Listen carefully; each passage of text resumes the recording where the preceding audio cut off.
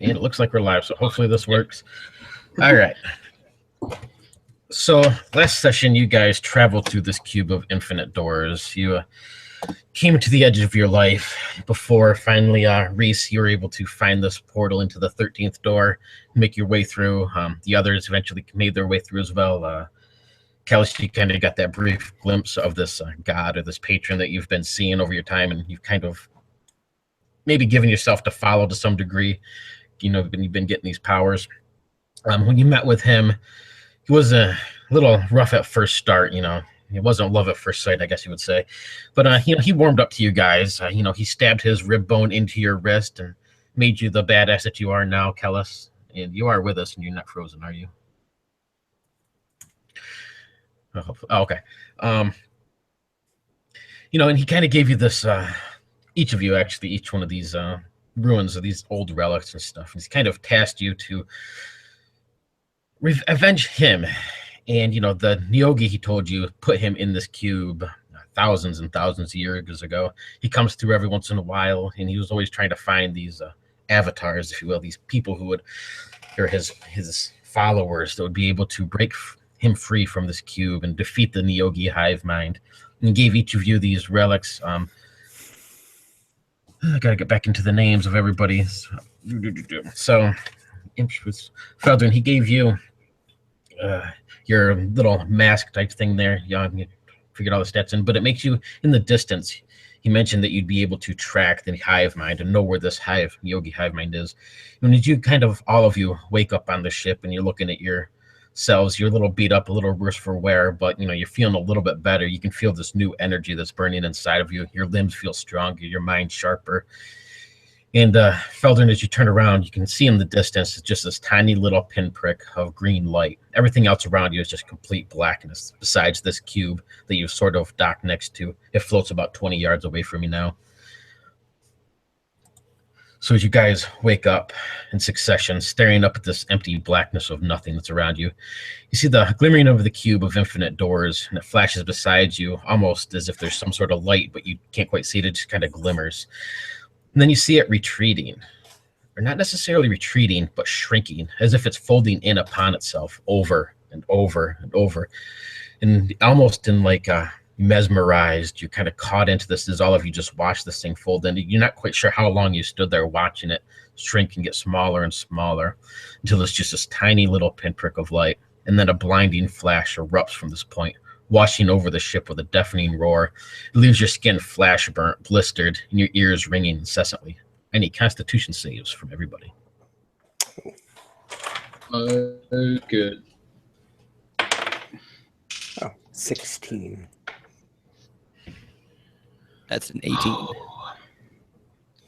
Don't know if you guys remember, but my rolls were pretty bad last session, and yeah, we're starting off with a 5. Oh, no. All right. Well, the target number is a 12. So if you got over a 12, you only take 5 damage. Rolled under a 12, you took 10.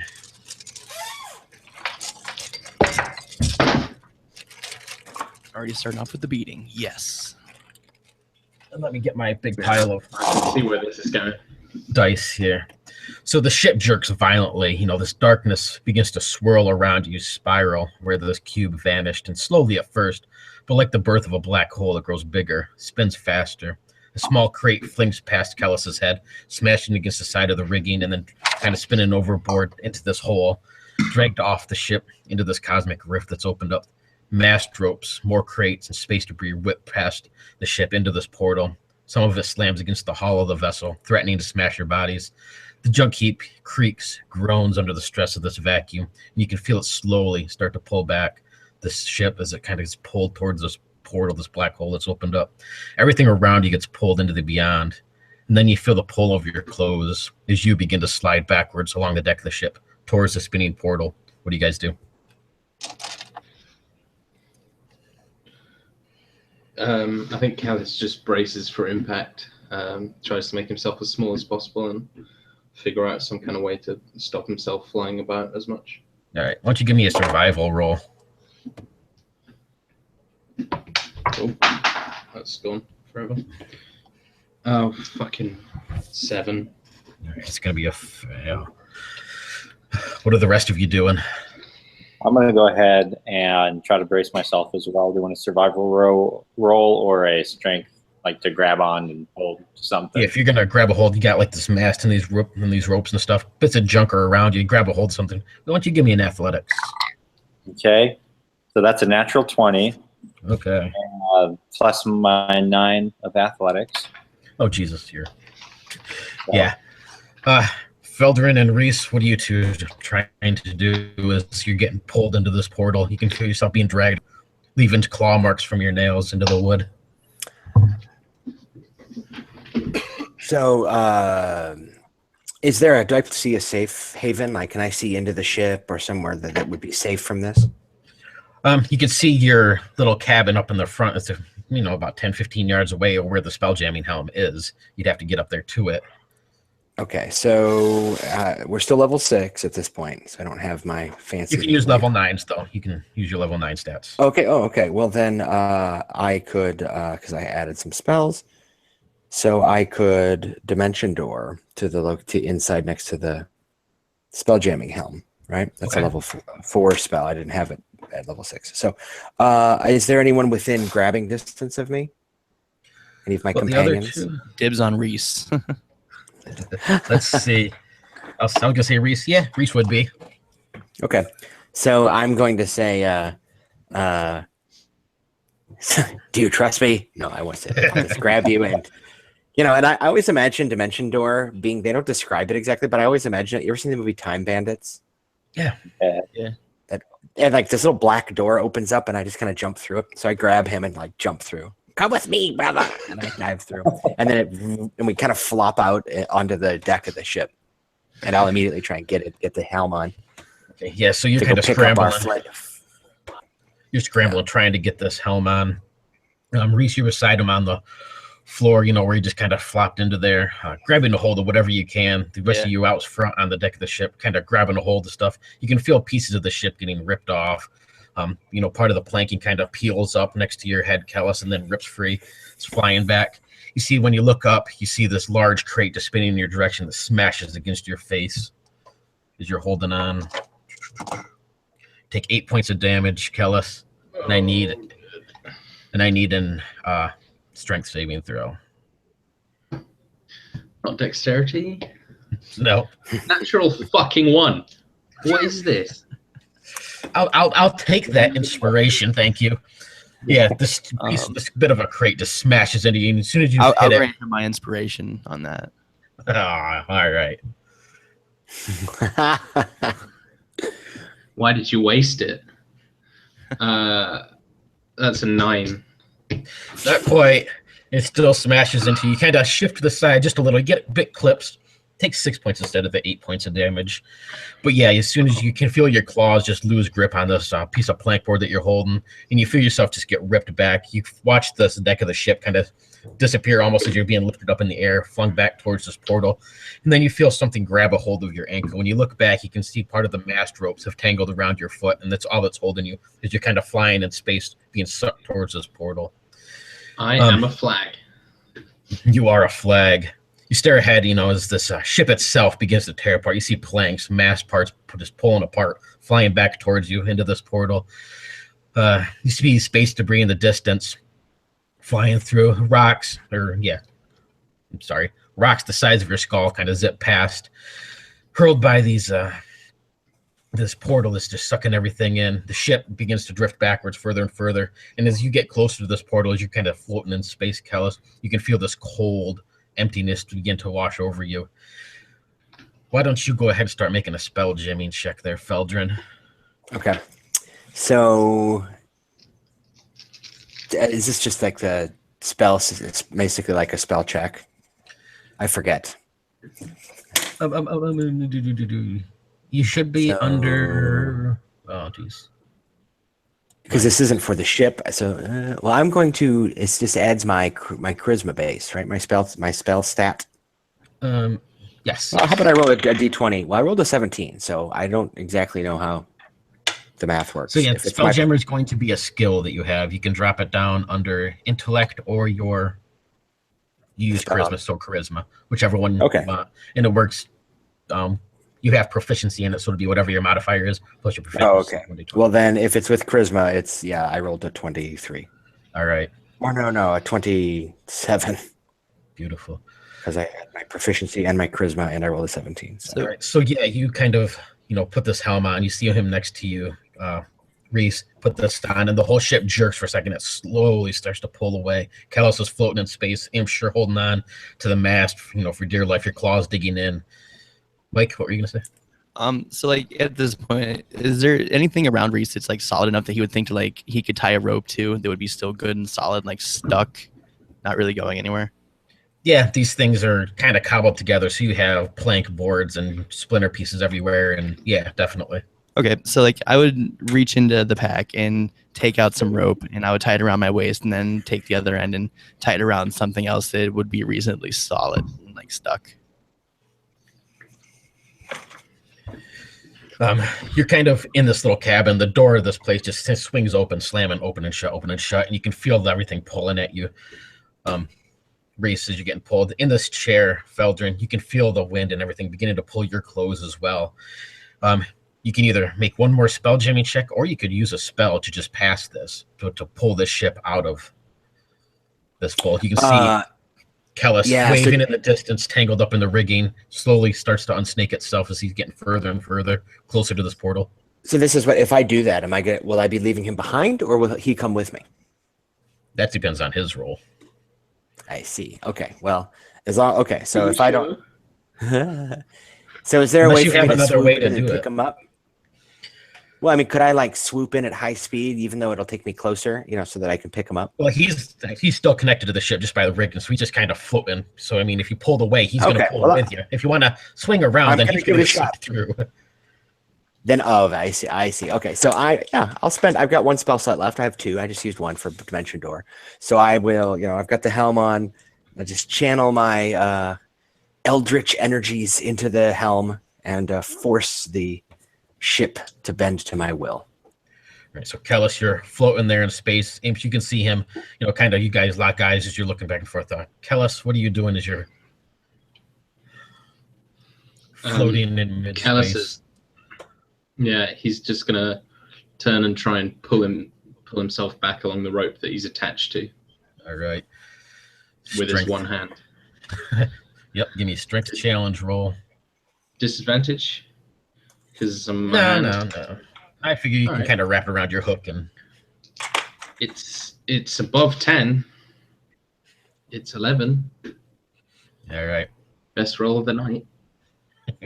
So, Feldren, you're slowly pulling the ship away. You can still feel all this debris and stuff just smashing into the ship. You see part of the mast bust free.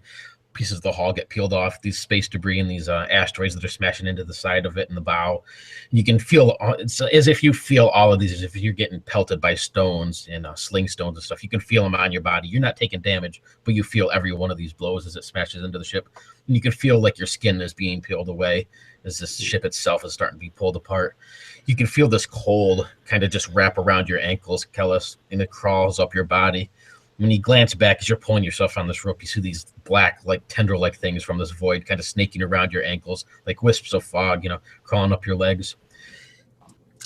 You're going to take 2 more points of damage, but you're able to start pulling yourself in as Feldren is pulling itself away. So the more and more you get, you can start to kind of feel a little more warm. You can start to get feeling back in your ankles as you're still pulling yourself in. Out here in this cold, you're outside of the atmosphere of the ship, so you can't breathe or do anything. You can feel your lungs burning as you try to crawl your way back to the ship. You continue to kind of pull away, Feldren.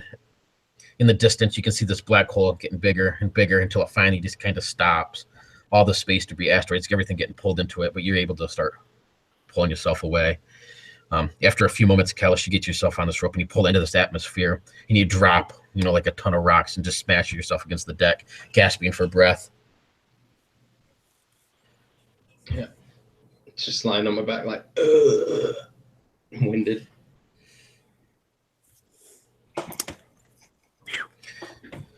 So the ship pulls away with a jerk, slowly at first, Feldren, and then you gain speed with each second. You can still feel, as if you've just been beaten to a pulp by some of the larger Scro-like Imsh. And if you look over at him, Rhyse, you can see these bruises and welts covering his face, his arms, and his legs. You're left kind of cruising in the darkness, your fate left to the hands of the Helmsmaster. His body shakes, and then it just completely goes limp. As you kind of fall unconscious, Feldren, you get this sense that you can see around you, and you can see the others as they're going about and doing what they're doing, but you have you're not able to project that hologram you normally were. You just feel completely drained. And you kind of just set the ship on a course and just move. Over the next few hours, the stars begin to appear in the cosmos around you. Just one at first, then another and another. The familiar, though still new, sights of the galaxy seem to once again surround you as you slip from this place, this space limbo that you were in that had nothing but the cube, into what you once saw before with the Phlogiston and this flowing river of colors. Once again, way far out in the distance, you can see the swirling colors of this Phlogiston. They shift, meld, like waves crashing against each other. And over the next 2 days, you guys are just drifted afloat. Feldren never wakes up. What are the rest of you doing as you just continue to float? In the distance, you always seem to be floating towards this green pinpoint of light in this flowing Phlogiston. Each day, you see a few more stars crop up around you. Things look a little more recognizable. I'm just nursing my wounds and sitting about, not saying anything really. Rhyse is mostly keeping to himself, practicing with his new blade that he had received recently, and he's just trying to wrap his head around everything that's happened, really, because this is all just mind blowing to him. How about Imsh? Imsh kind of just looks off the bow into the distance and thinks about his mother, what she's doing, and then he thinks, I don't want to think about that. A tear streaks down his cheek and goes in the wind. Yeah, smacking Kellis in the head. Yeah, I like to think that it kind of drops off into space and then kind of forms like an orb as it gets out of the gravity of the ship. Nice.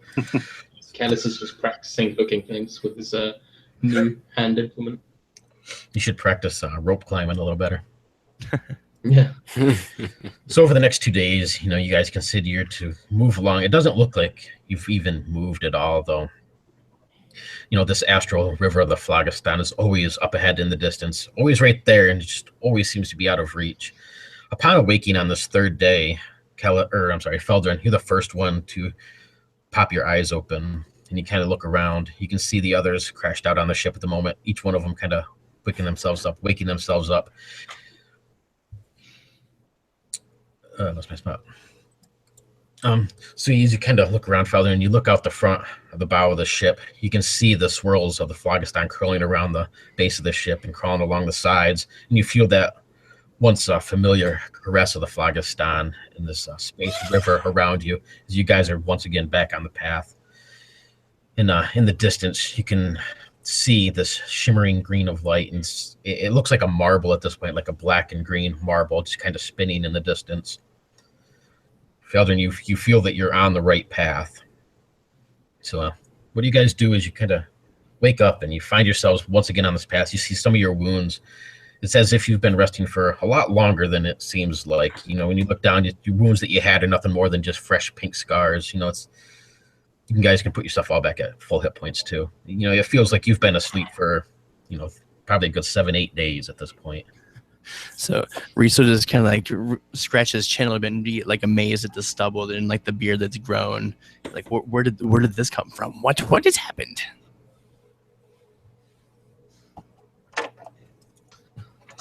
Kellis can't grow a beard. He gets one little hair. Yeah, one little one. And he cuts it off with his hook. Imsh just reeks. He smells terrible. He's a Scro who hasn't bathed in a long time, and a particularly sweaty one at that. Yeah, so Feldren, I guess, will spend a check-in because he has, and hasn't made a much appearance. Appeared in the first session, but not much in the second. He has a familiar, an imp named Imp. His name is Imp the Imp. Imp the Imp.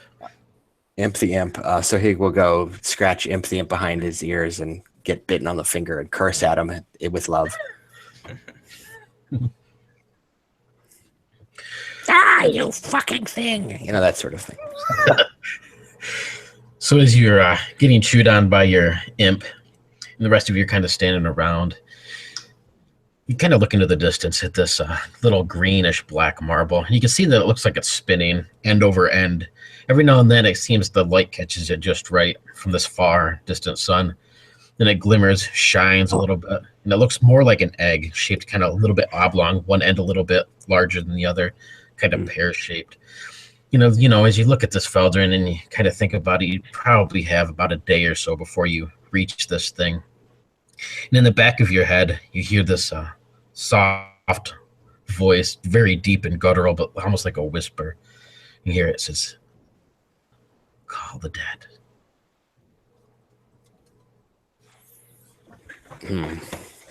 I will, brothers, did you hear that, or was it just me? I think I've been in touch with our patron.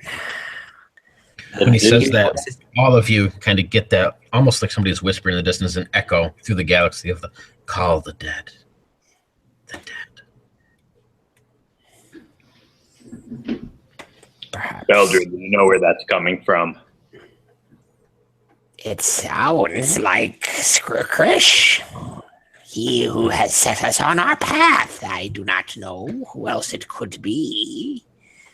We are too far, I think, from the Neogi planet for them to know we are coming, I hope. Perhaps we should call to our dead brothers, and they will join us in our attack. I don't know how to do that. Do you have their number, Scro?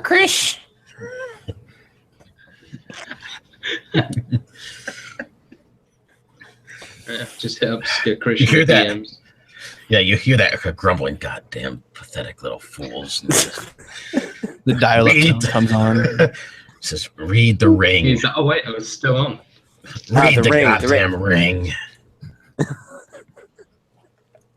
That is totally how the Scro god would fucking talk to his people, too. Read the ring. Read the ring. Yes, read the ring. The ring. Who's going to read? Shall I read the ring? I don't have a ring. Oh, I guess I'll read the ring. What ring are you reading? I don't know. I was hoping that would. I'll start looking around for a ring. Yes, read the ring. Read the ring. Someone bring me the ring. Rhyse will like start patting himself down, like trying to find this ring. Like, what? I was thinking, like, did I forget something from last session? Shit. I look at my mall and I'm looking for a ring on it. So as he's saying this, Rhyse, you get that all of a sudden, behind the helm jamming, this helm chair, way back when you first got on the ship, there was a small little treasure chest that had that strange looking ring in it. Oh yeah. Ding, ding, ding. So like as he's like patting himself down, he's like, "Oh, you mean this ring?" And then he'll like pass it up to Feldren. I remember that. That's like the impossible ring. Okay. Yep. That's So- one. I will, I'll examine it. So you see this writing around the outside of it. You don't recognize it at first, but as you're staring at this thing, and it looks like it's, impossible to even forge it for it. It's just completely like a mind trick. And the words kind of scramble and meld, and you see these ruins, and you see these arcanic, chanting like ritual things. Glyphku Nafkumi or something, I don't know. But you can see these words around it, and they kind of shine up a little bit. I shall read it. I shall intone it aloud to the as best of my ability.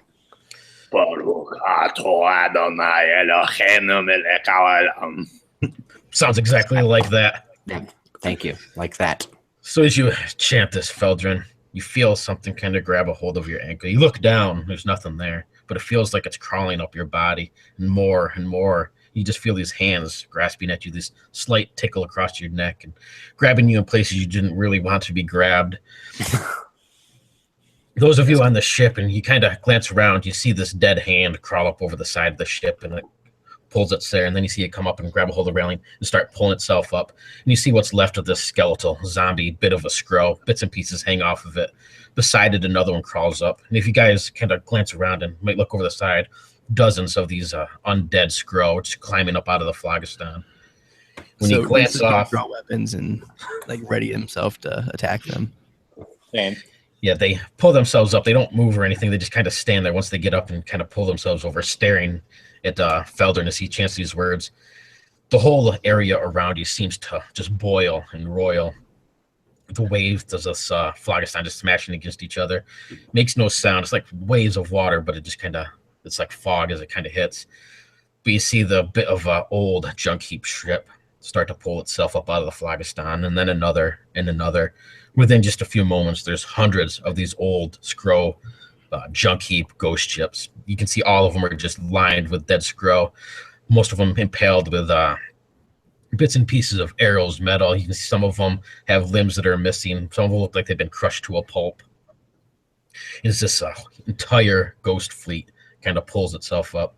The whole ship rocks for just a second, and then you see this massive hand slam down on the front and then pulls itself up. You see a Scro that's larger than even Imsh. He's probably one of the largest you've ever seen. And he pulls himself up. The whole ship kind of rocks a little bit.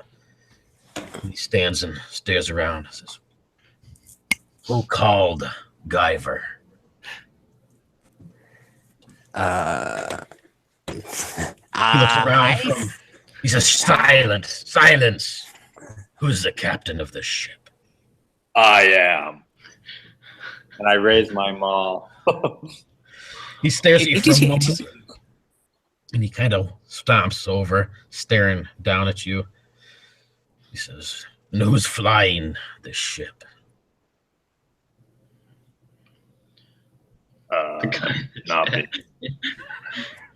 And he kind of stares over at Kellis. He's like, "What are you laughing at, little man? I will crush you like a pulp." No, I will crush you like a pulp. Swings his head around and kind of grabs you by the neck, Imsh, and easily lifts you off the ground. He laughs a little bit and sets you back down. "I like you. You've got balls." That's what Mom always said. He just stares at you for a moment. And he kind of glances over at Feldren. He says, "You chanted the words that called us forth. It's been centuries, many, since we've seen the galaxies deep within the Phlogiston, crawling about in its depths. He says, shall we wage war on the filthy, eel-faced creatures? Ah! Is that what I'm here for?" Yes, we are sent by Krish.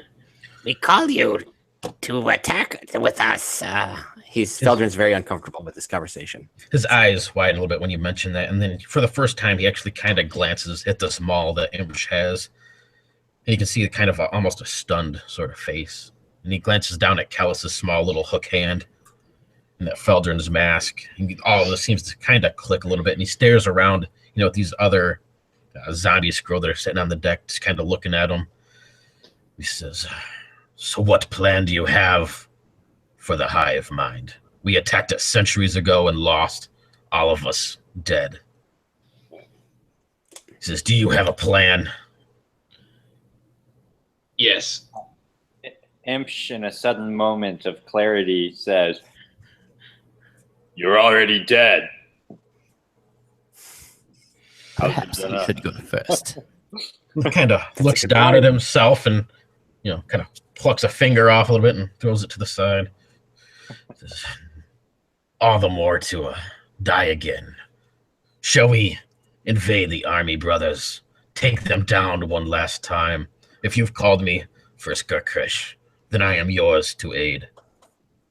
And he stares at Feldren, kind of in awe that he's, wearing this mask, and he seems to be the one that's, he's most amazed by at the moment.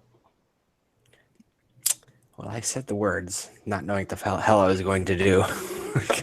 Feldren's not comfortable in this position of authority at all. He likes to hide behind the guy in authority. Stares at you for a few, and he slowly starts stomping across the deck. I don't know how big Feldren is, but you see this massive Scro standing before you. He says, "Then what's the plan?" You look like I don't suppose you have. one. Oh, I'm not so sure about that, but I don't suppose you know what we can expect, is there? I don't know. There are many soldiers we must fight. Do you have an idea? Is there a back door? I don't. He says, I remember. Let me tell you a story. Sit. And he kind of motions everybody around. He says, we attacked them centuries ago. And it's like a small planet, spinning end over end. What you see was a Scro military base. All of us living there, preparing to genocide the galaxy of these creatures, of the elves and the dwarves. All of them invading our domain. But then the Neogi came, wiped us all out, enslaved the rest. Since they took over the base, the filthy creatures, the slug-like hive mind nesting within its core. And there is indeed a back door, he says. And he kind of points in the distance. And over this time, you realize you come a little bit closer to this planet. You can see bits of flashes of light kind of going around it. And you realize that it's smaller Neogi ships that are around this thing. And he points and he says, find the crack. And he kind of motions, and once he says that and you stare at it, you do see this kind of thin-lined crack that runs along this, what looks to be an oblong-shaped egg-like marble in the distance. He says, we fly through the crack and deep into the hive mind. We can kill the creature, and they'll all perish. He looks around and says, my fleet will handle the ships. You get to the creature. What is the creature's name? I don't know what the fuck the creature's name is. What the hell kind of question is that? Let's call him Slug. His name is Slug. And he stops for a moment and he looks at this ship. He says, this won't do. Too much weight. Get rid of all the weight. And you can see his zombie creatures kind of go over and start just hurling off any of the extra gear, anything that you have on the ship, the crates, stuff like that. And he kind of goes like this and tells you guys to move a little bit, and he takes a few steps. He's kind of eyeballs Imsh and Yeah, push Imsh off. He steps back and he stares at this huge mast that's been, kind of torn apart from the void and stuff, and kind of rolls his shoulder and stares at it from it. And then he just stomps across the deck quicker and quicker and smashes into this mast, bouncing off of it for a second. And you can see it teeter just a little bit. And then he charges again and smashes into this, and it teeters just on the edge slowly, and then smashes down on the deck, spinning over the side and into the depths of the Phlogiston. That's how you get rid of the weight, boys. You drop them like dead trees. He says, and you, and he points this big stubby finger at Feldren. He says, you better put all of your ass, all of your balls and cock into this ship, because you got to fly fast. Got it?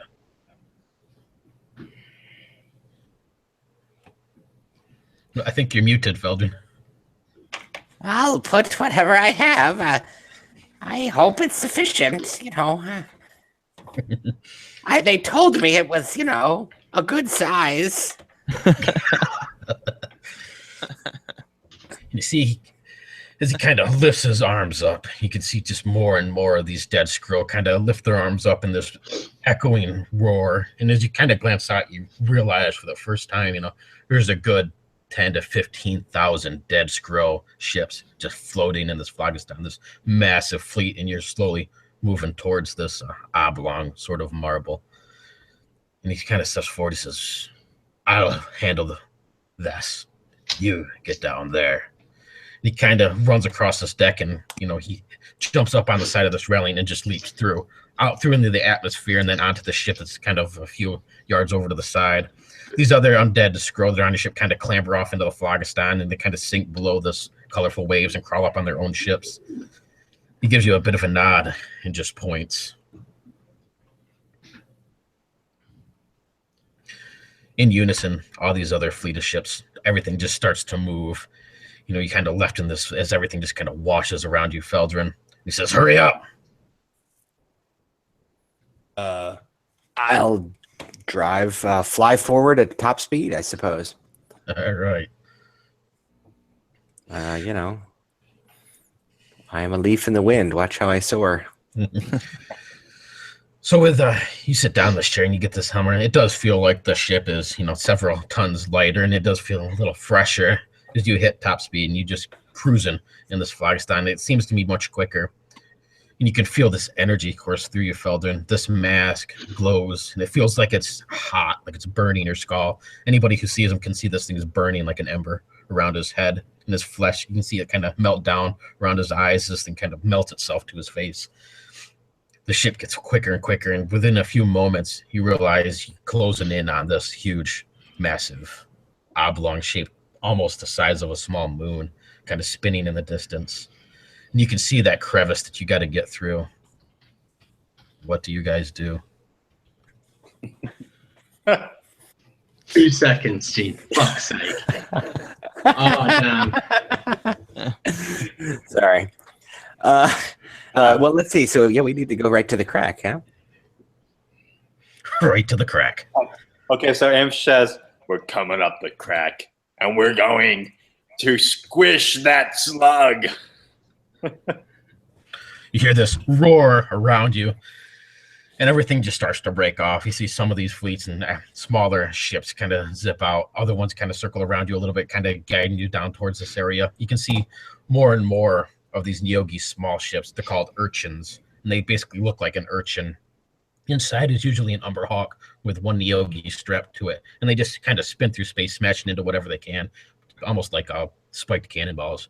And you can see several of them just smashing into these ships around you as you guys drop down. So as you kind of pull yourself down into this crack felt, and you guys can see these huge spider-like creatures clinging to the walls. As they kind of swing around, they're just lobbing these huge, massive boulders at your ship. You try to dodge in between these, Feldren. How do you do that? Well, if they're coming from both sides, well, three-dimensional thinking. I'll go down, and they'll crash into each other, maybe. All right. Why don't you give me a spell jamming then? Oh. 13. That's right on the dot. So yeah, you kind of drop down a little bit deeper, and you can see some of these other ships, you know, everything that's war, just massive naval war breaking out around you. And you get down into the crevices thing, you can kind of snakes back and forth. See all these strange creatures clinging to all these large, they're 7-legged spider-type creatures. These huge mandibles kind of come around the front, almost like a mix between a spider and an Umberhawk. Just tearing apart sides of the crevices, and you can see some of them kind of leap off the side trying to tackle the ship. You get that sense of being watched for the briefest moment, and you get that vision around your ship, and you see 2 mine spiders drop down behind your ship coming in. Beside it is 2 more urchins. The front mine spider, you can see this large Umberhawk on the front of it set this grappling ballista into a thingy and just launch it. It's, you know, smashes into the back of your ship, and you feel the whole ship kind of jerk for just a second as it slows down. I need initiative from everybody. Ooh.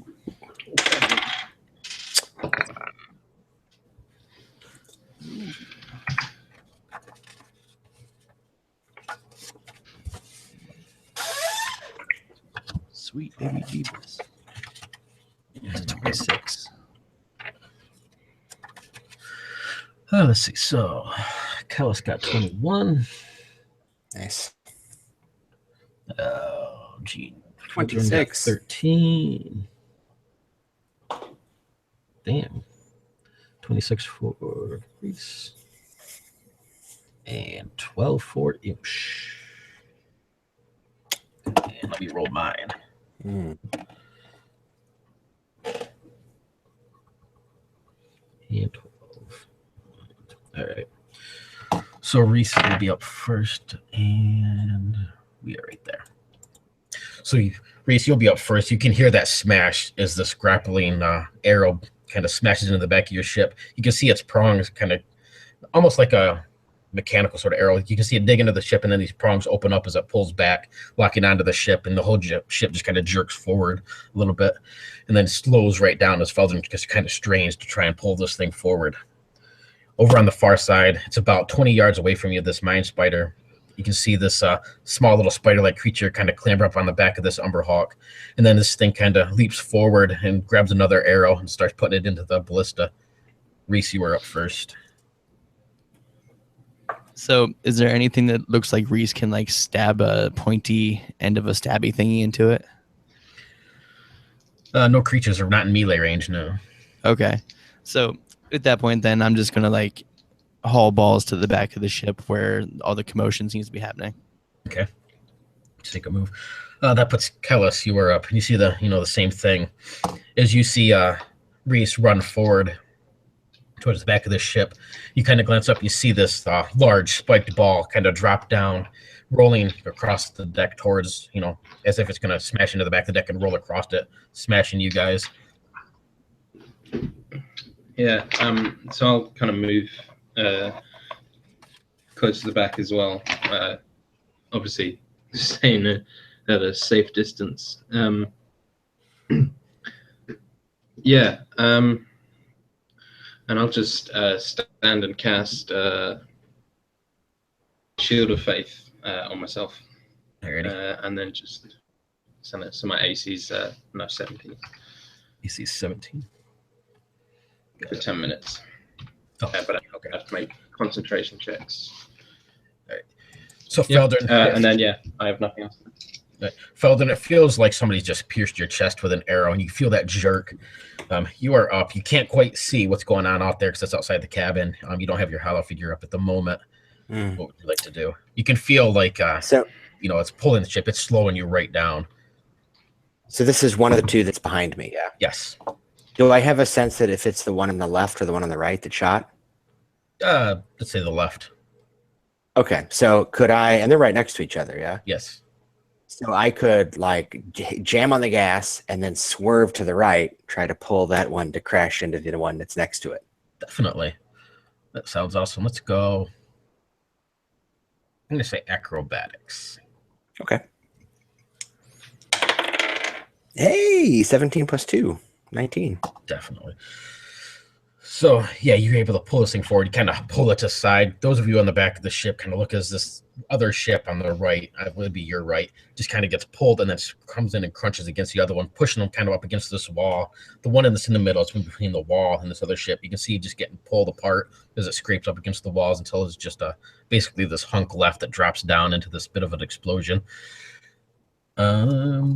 I need dex saves from Kellis and Rhyse as this urchin ship slams into the back of the back area of the ship where you're on and rolls across the deck, leaving these big spikes in the ground. Finally, freaking dex. I rolled a 5. Fucking hell. It's a 13. Actually, that's funny. It's I have a 12. Total. You got a 12. So 12 is a success. So you dodge out of the way, but a 5 is not. No, I got a 13 total. I just rolled a natural. Oh. Then you're good. Kellis is fast as fuck. So both of you kind of jump out of the way as this thing rolls across the deck. You can see wherever it rolls, it leaves these big, huge spikes in the floor or in the deck of the ship before it lifts itself up. As it kind of lifts up, you see more arrows and stuff protrude out of this thing as it basically rearms itself. And it kind of spins around, getting ready to circle around and come back again. And Imsh, you are up. Okay, so this is a spear? Yep. And do I get a sense that there's someone inside there? In the spear? Yeah. Nope, it's just like a big ballista bolt with kind of almost like a grappling hook, basically. That's all they did. And grappled it into your ship with a big rope that's tying it to theirs, and they're trying to slow you down. Okay, I'm gonna do what I can to cut the rope with the sharp edge of my maul. Okay. So would that take a strength? You don't just give me damage. This thing has 30 hit points per se before you can cut through it, so see what you do. Okay, so I'm assuming it's affected by fire damage as well? Yes. Okay. 8 plus 4, so 12, 18 points of damage for my first attack. Got it. And for my second attack,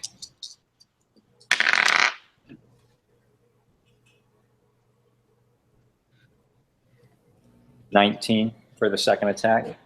So I'm just Nice. 37 points of damage. Jeez. So yeah, with that final swoosh down, you can feel this rope kind of give away and snap free. It kind of snakes off into the distance, tangling around the ship itself. This Umberhawk, you can see that it just slams down in this other last bolt before it swings its huge claw over and hits this lever as it launches across. It's going to go for Imsh since you're the one right there cutting the ship. And how does a 22 to hit work? You definitely hit me. So just as you swing your axe down, you cut that rope, you look up to see it kind of snake away, that smile on your face as it's replaced by this huge 2-foot-long ballista bolt with spikes on the front that just smashes into your chest, kind of rips through part of your chest. How much damage are we talking? A lot. 31. Ooh. And you see Imsh get thrown back, and he hits the back of this, what's left of the mast after Guyver crashed it over. This big ballista bolt impaled through his chest and into the mast behind him as he's holding it there. They went, so that's the end of the round. So up to Rhyse, you are up first. You can see the one mind spider ship just get crushed against the wall against this other one. And Imsh, as he's severs this rope and looks up just in time to get impaled by this ballista bolt into the decking behind him. At that point, like looking up, is there any like immediate threat or like danger in his general area? You still have the one mind spider behind you. You can see that they're loading up another ballista bolt. And other than that, you have the one spider urchin that's kind of circling around, getting ready to roll across the deck again. All right. So Rhyse would look at Imsh and be like, "I will be back for you, brother. Do not die." And then he would take off towards the ones that are reloading. They're on the other ship, so they're about 20 yards away. I mean, do you want to try and get over there somehow, or? Yeah, I guess like as like Rhyse would be running towards that, he would reach into his pack and grab a bit of rope out of it and begin tying it to the end of one of his arrows, and he would shoot an arrow towards the ship. All right. Yeah, you can feel it, slam into the mast of the ship nice and high if you want to maybe like swing across or something, whatever it is you want to do. Yeah, and then I would, of course, keep a hold of the other end of the rope. Yes, hopefully. Awesome. So yeah, you kind of leap up. You can feel that get in there, that arrow right where you want it to be. You wrap that rope around you, and you just kind of leap off. For that brief second, you pass out of your ship's atmosphere, and you feel that cold seeping into your flesh and that gasp for breath before you get into theirs. And you come to a land stop. You land down on this deck, and right beside you is this massive Umberhawk that just kind of swings its head around, these glowing eyes staring at you. Feldren, you are up. Okay. As you kind of scream down, through this crevice and this crack. Excuse me. You see what looks to be a large mirror in the distance, and it shimmers and shines, and then another mirror and another one. As you get a little bit closer, you can feel the magic of these things, and you realize something's not quite right. I got you in just a second, Kellis. And then you can see a little bit of a spark of light, and then they start to glow. And you realize, these things are like channeling some sort of arcane energy or arcane bolts as they begin to charge up. Kellis, you are up. Yeah. Seeing my friend try and swing across. Has he actually swung yet? Or is he just waiting? Yep, he swung across and landed on the other one. He's on the other side at the moment. Yeah, I don't really have anything I can do because I don't really have anything ranged, and B, I'd fail the check because of the way I'm rolling. Mm-hmm. So, yeah, I think Kellis will just lay on hands. Imsh a bit then. Yeah, he's still pinned to the mast behind him by this huge bolt that's kind of through his right. chest. And yeah, he'd try and get Imsh free. Sorry, I didn't realize. And how are you going to do that? Just try and put my feet on Imsh's chest and just. So you hear that cracking, the crunching of his bones as this blade of this huge bolt kind of scrapes against his sternum, and it bursts free. I need a Constitution save from Imsh. Can do. 16 plus 6. So Oh, good. So you're only going to take 3 points of damage. So okay. yeah, you're able to burst this thing free. You kind of push off them with your legs and kind of hit the deck hard. This ballista bolt kind of rolling to the side. This gaping hole in the middle of Imsh's chest. If you wanted to do a land hands or something too, you could within that round. You said Yeah. You said 6 points of damage. 3. Oh, Yeah. I'll use. Might as well just use all of them. So you can have 15, unless you don't need that many. I could use it. Yeah. Have 15 points of health then. How does that? What does that look like?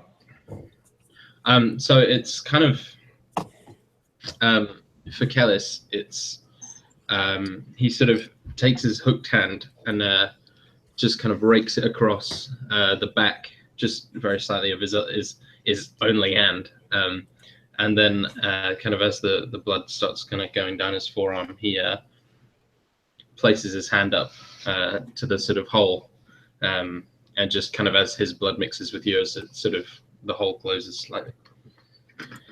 Beautiful. Thank you. That kind of hurt. Yeah. And Kellis lands on his back. He gets up and is like, "Oh, jeez, that really hurt." And then he looks at the gaping hole in your chest. He's like, "I mean, it didn't hurt that much, I guess." Awesome. Let's see, Feldren. Can you tell me how much hit points the ship has, real quick? I forgot to write it down. Okay, so the total number on the thing you sent me said 120. Okay. The little image. Yep, that's what I thought. Okay. And Feldren, you are up as you kind of stare forward in this helms and you guiding the ship. You can see these mirrors lighten up. Almost, there's some sort of arcane energy that's going to be coming from these things. You can feel it. You can feel the hair on your body tingle. And how many are there? 3 of them. Okay, so there's a ballista that's on the ship. Can I fire that using the spelljamming helmet, or does one of the crew have to fire it? It takes 2 people to fire it. You can act as part of it. But if you do that, you're gonna need concentration checks to keep track of the ship and that. Yeah, okay. So then can I just basically take the dodge action where basically I'm just preparing to dodge? Yeah, you can do that. Shots coming in. Yeah, I'll do that. All right. And what does dodge give you offhand? Advantage. No, disadvantage on the attackers. Okay. Any attacker for the 1 round gets disadvantage. All right.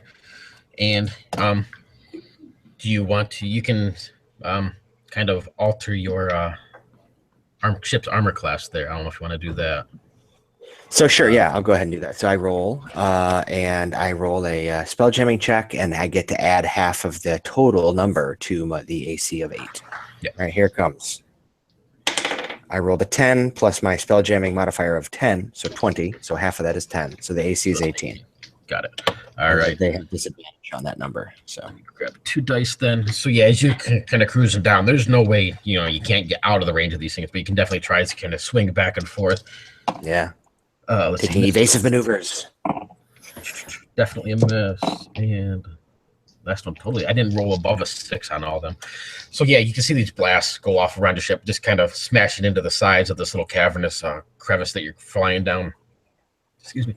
This first one flashes in the second and the third. As you kind of turn this corner, I'm going to need a spell jamming ship though for you to swing around and not get caught and smashing against the wall or anything. And that's going to be an 18 AC on that ship until the end of your next turn. Okay, great. So that was a 14. Beautiful.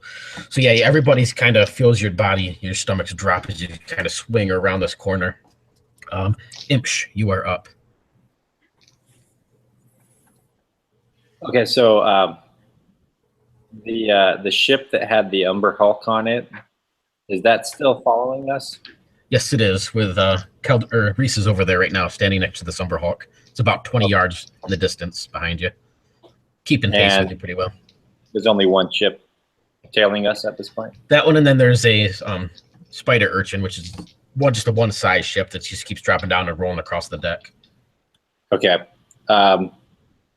Is there a way that I can jump onto the spider urchin? without taking damage. Yeah, you're basically ready in action for it to drop down. Okay. Yeah. Okay. I'll ready my action for that. All right. It's about the size of a horse, I guess. I mean, it's big, but not like massive. Just enough for one Yogi to sit inside there. Which that thing is up. So yeah, you see it kind of circle around as you watch this thing, and then it drops down, smashing into the ship and rolling across. I would need dex saves, but you are up first, depending on what you want to do. Well, I am.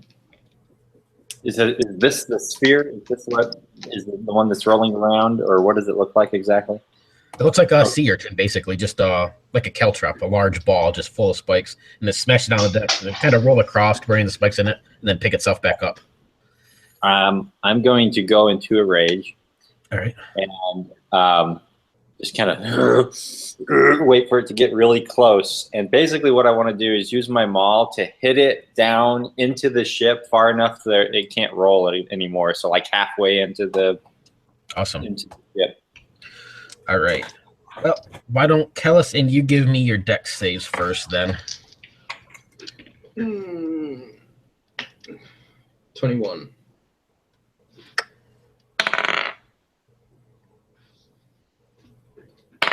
I have advantage on dex save that I can see. So 16 even. Yeah, you're good then. 14's your target for that one. So yeah, this thing drops down, just rolling across. Kellis, you're able to quickly dodge out of the way. You see this thing rolling at you, Imsh, with your maul ready. Go ahead and make an attack. Okay. You want me to do an attack or a strength check? I have advantage on strength checks. Yeah, that makes sense for me. So yeah, let's do strength. It's big enough that it's not hard to hit. So yeah. Ooh, I'm gonna have to use my inspiration. That was a 3, and then well, what about 7 plus 6? Does that hit, or do I need to declare? I need my. Let me see what he gets. I'm gonna give it a +4. I got a 17, so that's the target number. Okay, so I'm gonna use my inspiration if that's all right. Oh my gosh. Okay, so No. Nope. I'm gonna get plowed.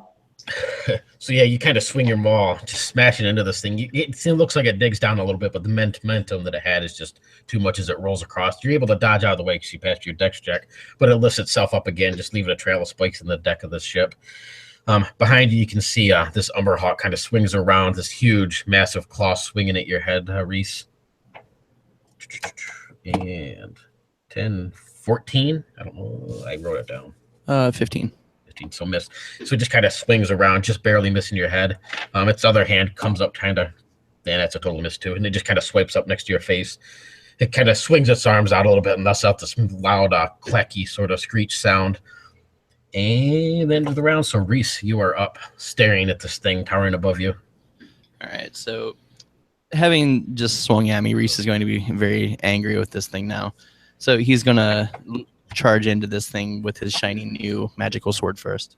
All right. And then he's going to follow it up with his other sword, of course.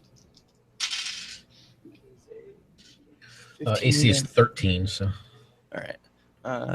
Yeah, so that's 2 hits. Okay.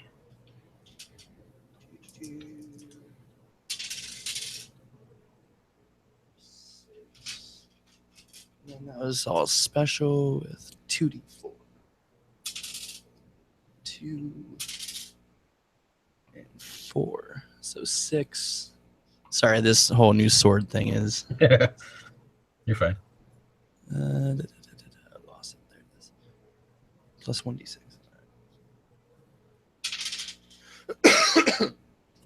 So that is 14 total damage. Got it. So you kind of buried in between the plates, this heavy chest plates and armoring of this thing. And it lets out a bit of a screech. You hear this thud beside you, and when you look over, you can see another Umberhawk pulling itself from the cabin. Behind that, you see what looks to be this little chair of like bones and flesh, this Neogi that's been strapped into it that's controlling the ship. But this other Umberhawk kind of swings open this door and starts lumbering out towards you. So it's just going to take a move action. And Kellis, you are up. Can I get to it at this point? They're still on the other ship unless you have a way over there. Oh right, yeah. All right, Kellis will just go make a fucking cup of coffee. No, nothing I can do really. So yeah, just I guess hold action, just in case anything attacks. Feldren, so as you kind of swing around this corner, up ahead, you see 2 more of these mirrors on either side, each one getting ready to charge up. I guess I'm going to do something similar. I'm going to take another dodge action. Evasive maneuvers. Hold on, brothers. Alrighty. No, Feldren will actually make those little spit noises. He's, Oh, man. I am rolling horrible tonight. Oh, let's see. Lowest on that one's a 14. 15. Nope, because the ship's in 18. So nope and nope. So you just see more of these flashes smashing into the side of the canyon and stuff. Up ahead, you can see what looks to be this large hole in the side of this place as you're getting deeper and deeper into this crevice. And you hear that bit of a whisper in the back of your head, Feldren. Through the hole. Keep going. We got the rest of them. Up ahead, up above you, you can see just this mass swarm of ships continuing to fight. And Imsh, you are up. You see that, urchin thing kind of circling around one more time and comes smashing towards you. Awesome. Well, I'm going to try to do the same thing. So here goes. Oh, yeah. At least I have advantage. 19. Yes, you got it. So you bring your maul down, just smashing on top of this thing. It kind of just thunk. It gets stuck in there.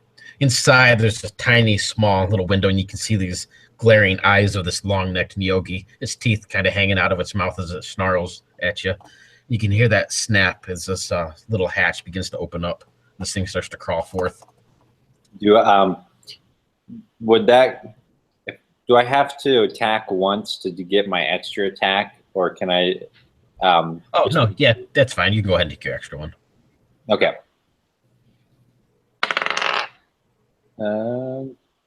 That is a 19 to hit. That's a hit. Okay. How are you going to kill the poor thing before I even get to use it? Good. All right, so that's 7 bludgeoning, 6 fire, plus another 6.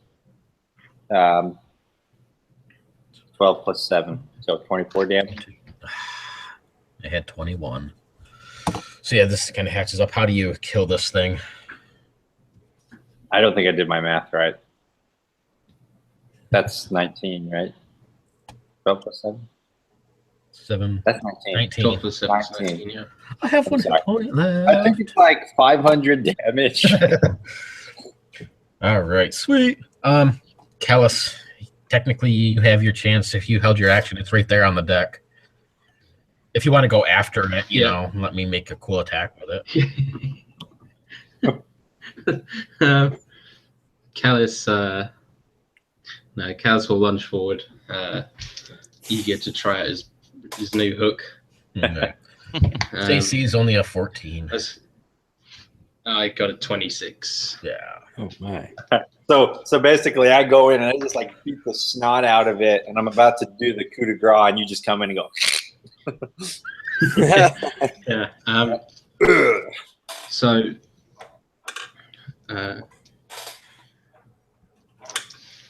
23 points of damage. Yeah.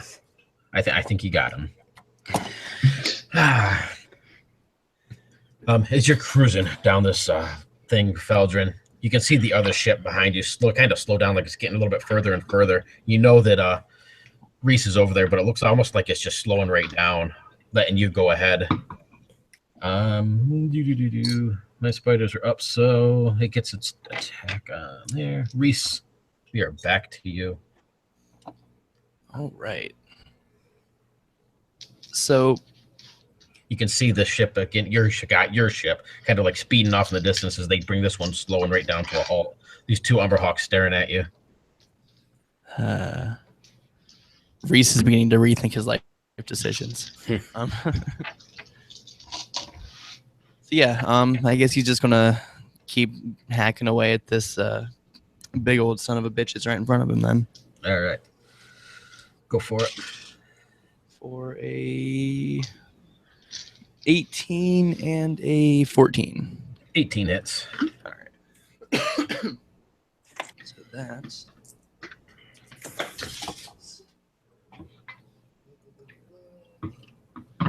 for 9 damage on that. And then he's going to follow that up with a second jab with his big shiny pokey stick for another 14. So nope. AC's 15. This thing kind of swings around. Its huge claws. You can see the other one lumbering up behind you. Nope and nope and ooh, that one's gonna be one hit. So out of all that, I got one hit with a natural 20 though. So The whole time Rhyse is thinking in his head, like, Feldren, if you can hear me, I could use a little help.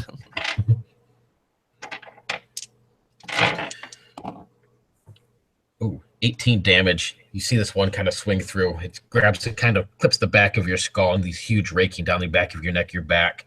You can feel your skin split open, and this thing lets out a bit of a clacky. You can hear its mandibles clacking right beside your ear. Yeah.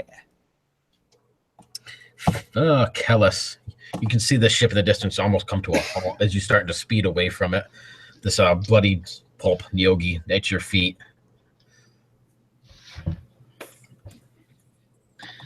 There's only one. So yeah, Kellis will go back to just yeah, everyone else have the fun. He'll ready in action again. All right, Feldren. You can see this hole in the distance, and it looks like there's these huge chains hanging around the side of this, all end in hooks and spears, probably a good 20, 30 chains, massive, huge chains just hanging down that you're speeding towards. And you can see behind you, and you look back, poor Rhyse, as he's fighting these two Umber Hawks that are, starting to crowd around him. The ship slowly starting to get further and further away as you're speeding down. So Rhyse is behind us, and we're no longer attached by that chain. Nope. And ahead of us, is there some sort of risk of passing through these chains up ahead? Like, is it gonna Yeah, you can see there. Yep. All right, it'll rip the ship apart or something like this? Yep. Okay. Is there a way to pilot or in or around them? Like, if I, Not really. It's going to be almost just a do it or not. Okay. So I will. So if I can, so Feldren can tell where his brothers are on the ship because his ship is like his body. He can feel where everyone is, and so he knows Rhyse has jumped off. So he will slam. So here's what I'm going to do. I'm going to. Gosh, if we could communicate. Let me see if I've got a thing I can do. I don't have any. I don't have the message cantrip, unfortunately. All right, so I'm going to direct my. I have Voice of the Chainmaster as an invocation, which lets me speak through my familiar in my voice. So I kind of nod at my familiar for a moment, and I'm going to send it to fly to Rhyse. Okay. And in my voice, so this imp comes flying up, this little red little imp with the bat wings, jumps off the ship and just is immediately flying at your face, Rhyse, and you hear out of my voice say something like, "Prepare to jump on my ship, we're coming." And then I'm going to move to the side a little bit so they don't run into the back of us and slam on the brakes hard and see if this guy can go shooting past us and hopefully see how Rhyse does. Awesome. Give me a Spelljammer check. Yeah. 16 plus a bunch, 10. Beautiful. So 26. So yeah, the whole ship just kind of swings to the side a little bit closer to the wall, kind of does that 90-degree turn as this other one's speeding up along it. You're getting closer and closer. You can see it's almost a jump now or not race. You're going to, these things are going to get a swipe at you, but time's running out quick. He'll take it. All right. And actually, funny part on that is they get to do that at disadvantage, by the way. All right. So let's see. The first one, nope. And nope. And then the second one's, whoops.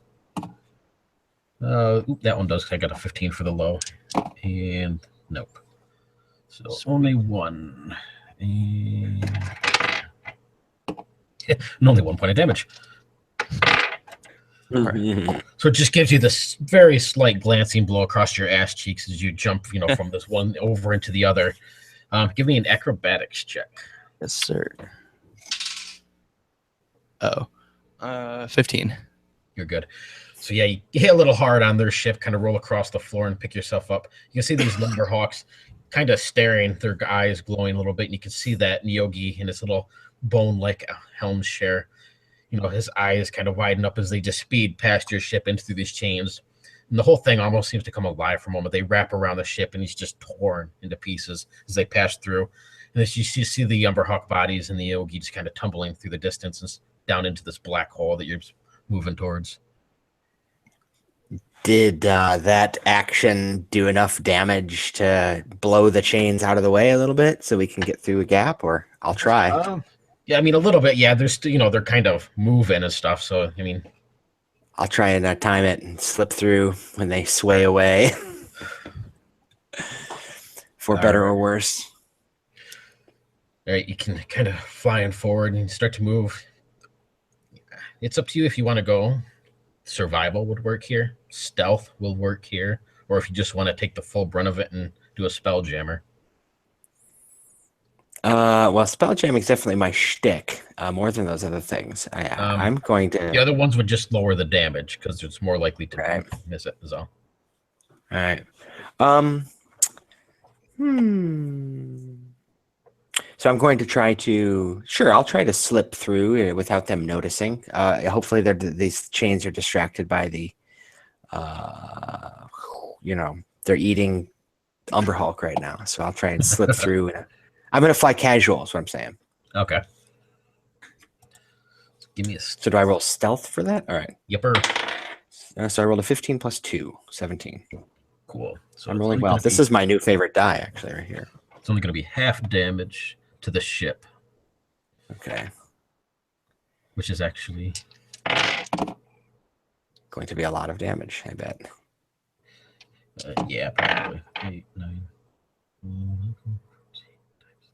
It is going to be 94. Half of that? Yep. Or is that the half? That's the half. Oh my God, that's the half. Okay, well, we had 120, so now we've got 26.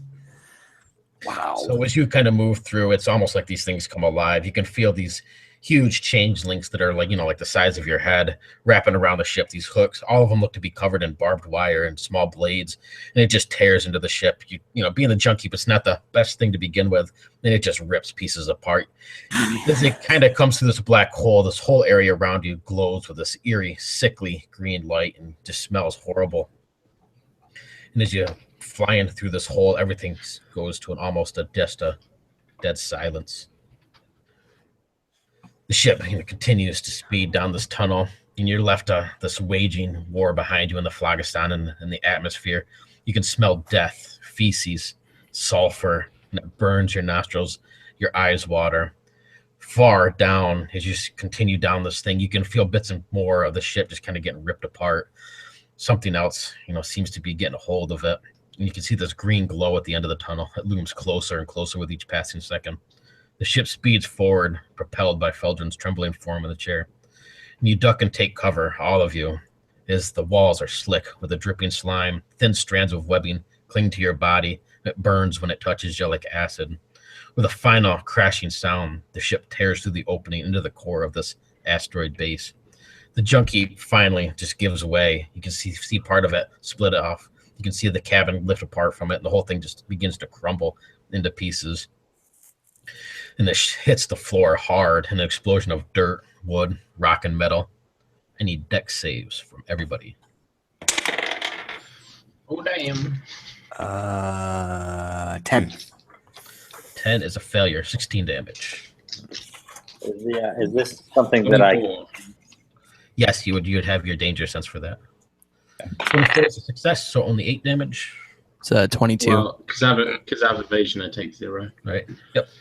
Success would be 8 damage for you. And Imsh. 6. So 16 damage. As you're thrown from the ship, you roll across the floor, finally coming to a stop, and you lift your head to stare at this colossal creature before you. And let me bring up... Oh, yes. I was so hoping we were going to get a picture. Chat there. Oh, boy. Oh, that's scary. So It's Rhyse is going on. to shit his pants a little bit. All right. Whoops. Let me go back to my notes. So you stare at this, colossal creature before you. Everything around you is kind of shimmered and green, like some sort of grotesque pulsating organ. This thing is covered in a thick slime. It glistens from the glowing green moss hangs from the ceiling. Limbs and appendages off this thing grow from random spots, some stretching like intestines to the wall. Other ones branch off in tiny hundreds of thousands little veins that crawl across the floor, up walls, spider webbing. Other limbs end in this long, black, chitinous spike, each one the size of a great sword. You can see this puckered, tooth-filled maw that salivates as it turns a set of beady black eyes in your direction. The spittle, when it drops, it burns, leaving big pock marks into the dirt around it. You can see the whole area around it is just littered with bodies, Neogi, Umberhawks, Scro, Melithids, dwarves, elves, everything, all just in this massive melting pile of flesh and goop. Crawling all over this great creature are small, newly hatched Umberhawk larvae, consuming the thing's secretions. And you can see this thing, spiked limbs, kind of slam down into the stone as it pulls its face forward, staring at you with these eyes. Its body pulsates. And then you see it kind of rear back, and its mouth opens up, and the stream of vomit spews forth, showering the room. Any constitution saves from everybody. Oh, Constitution is good. I forgot about that. All right, so 16. 16. You're good. You're good. Oh, shit. 7. I was half expecting you to do it. 7 is not Oh, then good. you're good. Kellis. And Imsh, 15. you're good. Yes, you're good. So only poor Rhyse. This thing just spews this vomit. It just cascades around the whole room, dripping down like acid. You can feel it burning into your armor, all of you, and you can smell the stench. Unfortunately, Rhyse, you seem to be right in the main squelch of this thing. Is it just a pile of it smashes against the side of your face? As you lift up, you kind of put your hand there and you pull it away. You can feel your skin and the meat just kind of pull away from your face as it's melting your skin off your body. So Rhyse is just screaming like a little girl at this. It's going to be 16 points of damage and roll initiative. Woo! 21. Fucking 29. Jesus, my table only goes up to 26, Rob. 29. Fucking 20. Okay, you can get inspiration to somebody for that. You're gonna want I it. can, I can use it if no one else can. Yeah, well, I think Imsh, you gave me yours, didn't you, earlier? No, I think it was No, I did. Rhyse. No, it was all right. I'll reciprocate. Yay. Let's see. Feldren's got that. Rhyse, what was yours? 19. Sorry. Rhyse and Imps. 7. Hmm. And that's with advantage because we're facing the boss. Right. So you guys pick yourself up and you're staring at this creature. You can see that it kind of shakes its body. Some of this larva falling down onto the floor all around you guys. Some of it kind of starts to crawl its way towards you. Let me get my little map thing here set up, and Kellis, you'll be up first. And let's see. Yeah. Feldren. Quick question. Roughly how far from this thing are we? Yep, tell you just a sec. Sure. No worries. All right. So you guys are about 60 feet away from this thing. I don't know if I get a map, but basically it's just a square chamber. Kind of looks like this. You guys down there at the bottom. Sort of idea. So as you look at this thing, directly in front of you is just this huge mound of bodies, all just decaying, the slime puddle of mucus and blood, pus, shit. Everything's melted into this huge pile. You're going to have to climb up there to get to this thing, unless you have ranged attacks or whatever else. But moving to it, that's considered difficult terrain. So, Kellis, you were up first. Okay, so Oh, you no, said that's it's got sorry. tentacles. Yep, but everybody can give me a perception check. Uh-oh. Natural I've one. rolled my favorite fucking number. Hey, natural 1. I got inspiration. Yeah. So natural 1 plus 23. Yeah. Ooh. Yeah, that gives me a 9. All right. So you don't notice anything, Dudas and Rhyse. That was a natural 1 on the die. Oh, sweet! I get another one. Thank you. Yeah. Good. Load up the boss. That's right. Yeah. Fucking. So Kellis and Imsh, when you guys are glancing around, you see quite a few of these bodies. You can see pouches and stuff hanging off of them. One of them, you can see this reddish-colored bottle kind of hanging out. It's a healing potion that you recognize. In total, you see 3 healing potions mixed amongst these bodies, but you'd have to move to get to them. But now you are up, Kellis. So you said it has loads of tentacles reaching out. Yeah. Where's the nearest, or is there a tentacle within like 1 movement of me? Nope, it kind of has them tucked in at the moment, but it looks like they can definitely reach out if it lashes out. So I'll just. It looks about 15 feet, so I mean, it can't reach you from where you're at the moment. Yeah. All right. I'm just gonna. Start running towards it. I'm gonna use my action to dash, so run Okay. double. But then my bonus action, I'm gonna use my cunning action to hide. Okay. Just try and kind of go around the side and be sneaky. So I'll roll stealth. That's another natural 20. What? So Does that's a anybody need 30. inspiration? A 30 on the stealth. All right, so how do you Imsh, inspire yeah. him? So How is Imsh inspired, I guess it would be. Well, can you describe the attack again? I'm not attacking. That was me hiding. So, Oh. Okay, so Im's just like, wow. I kind of feel like it's like Imsh looks up and he sees Kellis and then he looks away and then he looks back and Kellis is gone. And he's like, God damn it. Beautiful. So yeah, you kind of hide amongst these bodies. Apparently, you can see just a few feet away one of these healing potions kind of hanging out of the pouch. Looks like it might have been an elf at one time, but part of it's not there anymore, so you're not quite sure. Feldren, you are up. So can I? So your descriptions had like this giant thing, and then there's all these little things crawling on them. Are the little things like literally just larvae? Or are they going to be threats? Nope, they are umberhawk larvae. They're, probably about a foot in size, nice and fat. They have these, almost look like a large leech. When it does give a shake, you can see when they fall on the ground, they do crawl towards you. They're not a threat yet, but it looks like they would probably leave a nasty bite.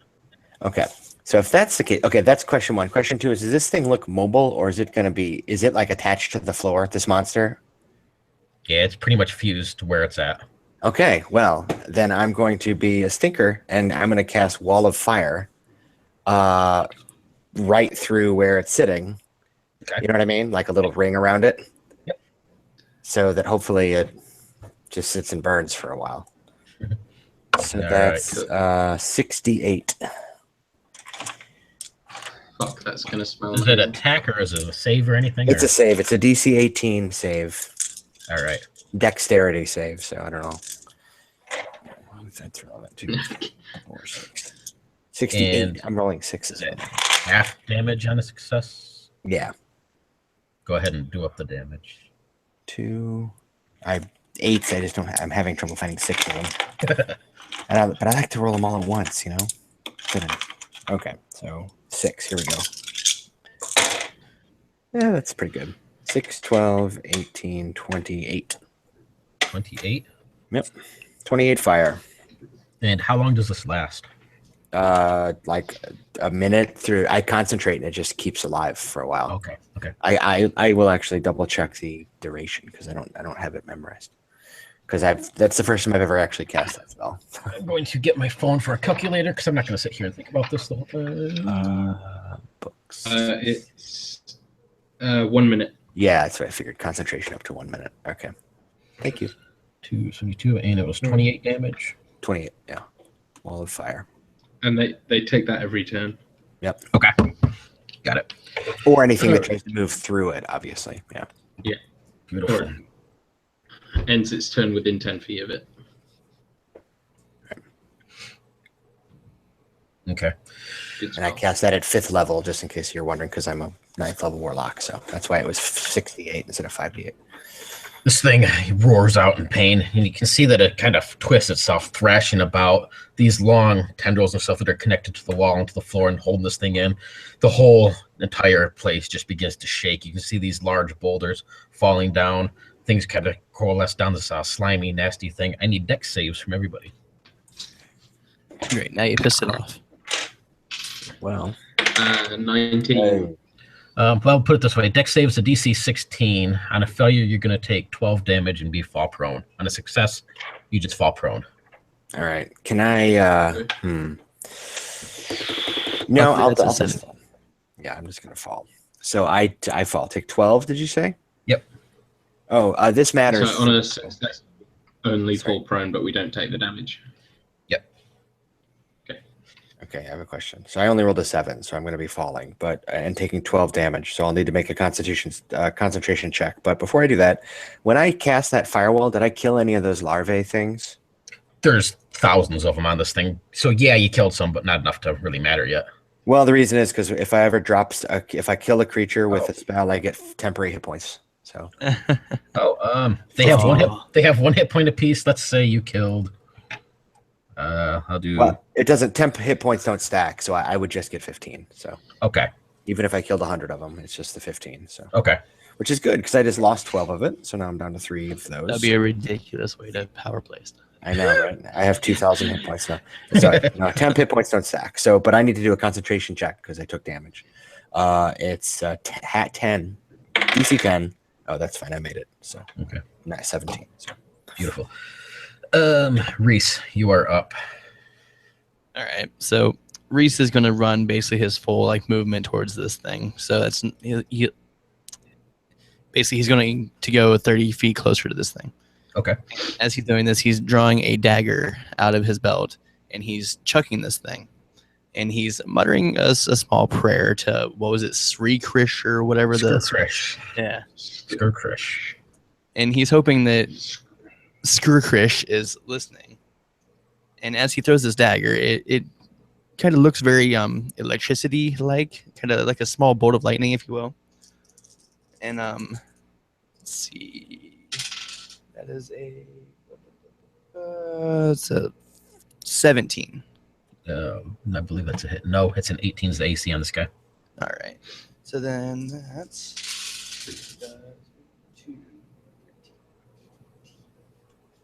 12 points of damage. Is this just bolt of electricity embeds itself into this thing. Nice. Ooh, and that means he is up. So let's see. So since you just did that, he's going to go after this mage, or I'm sorry, warlock first. You see these two huge intestine-like appendages kind of lash out these huge great sword-like dagger claws at the end of each. And they just kind of snake towards you, Feldren. And I got a 14 and a 19. Those are 2 hits.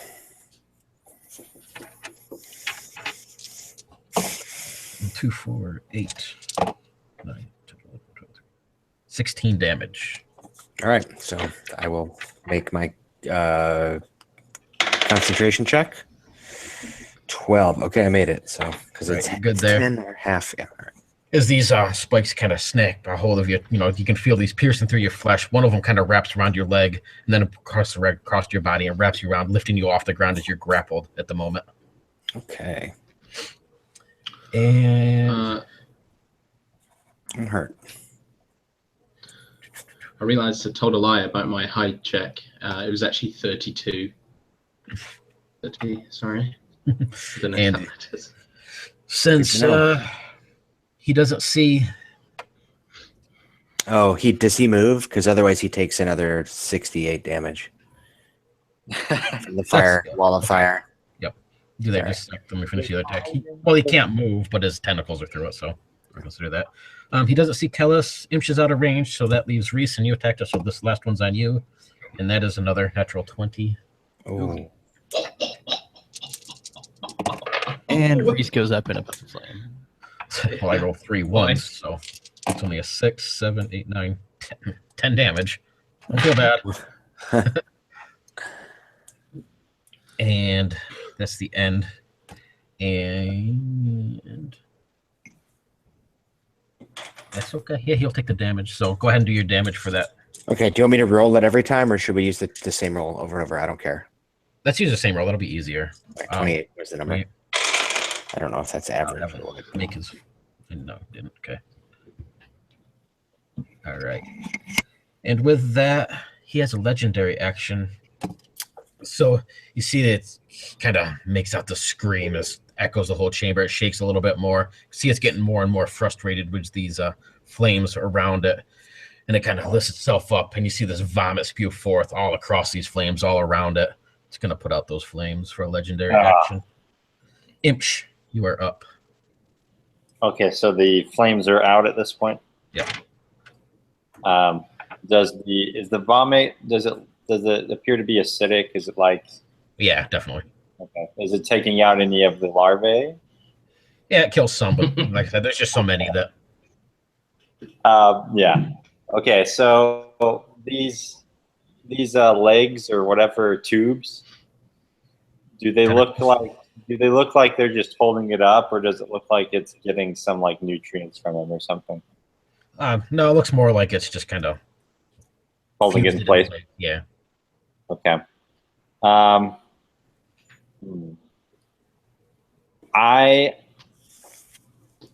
want to try to. Okay, so here's what I want to try to do, and you just tell me what I need to do.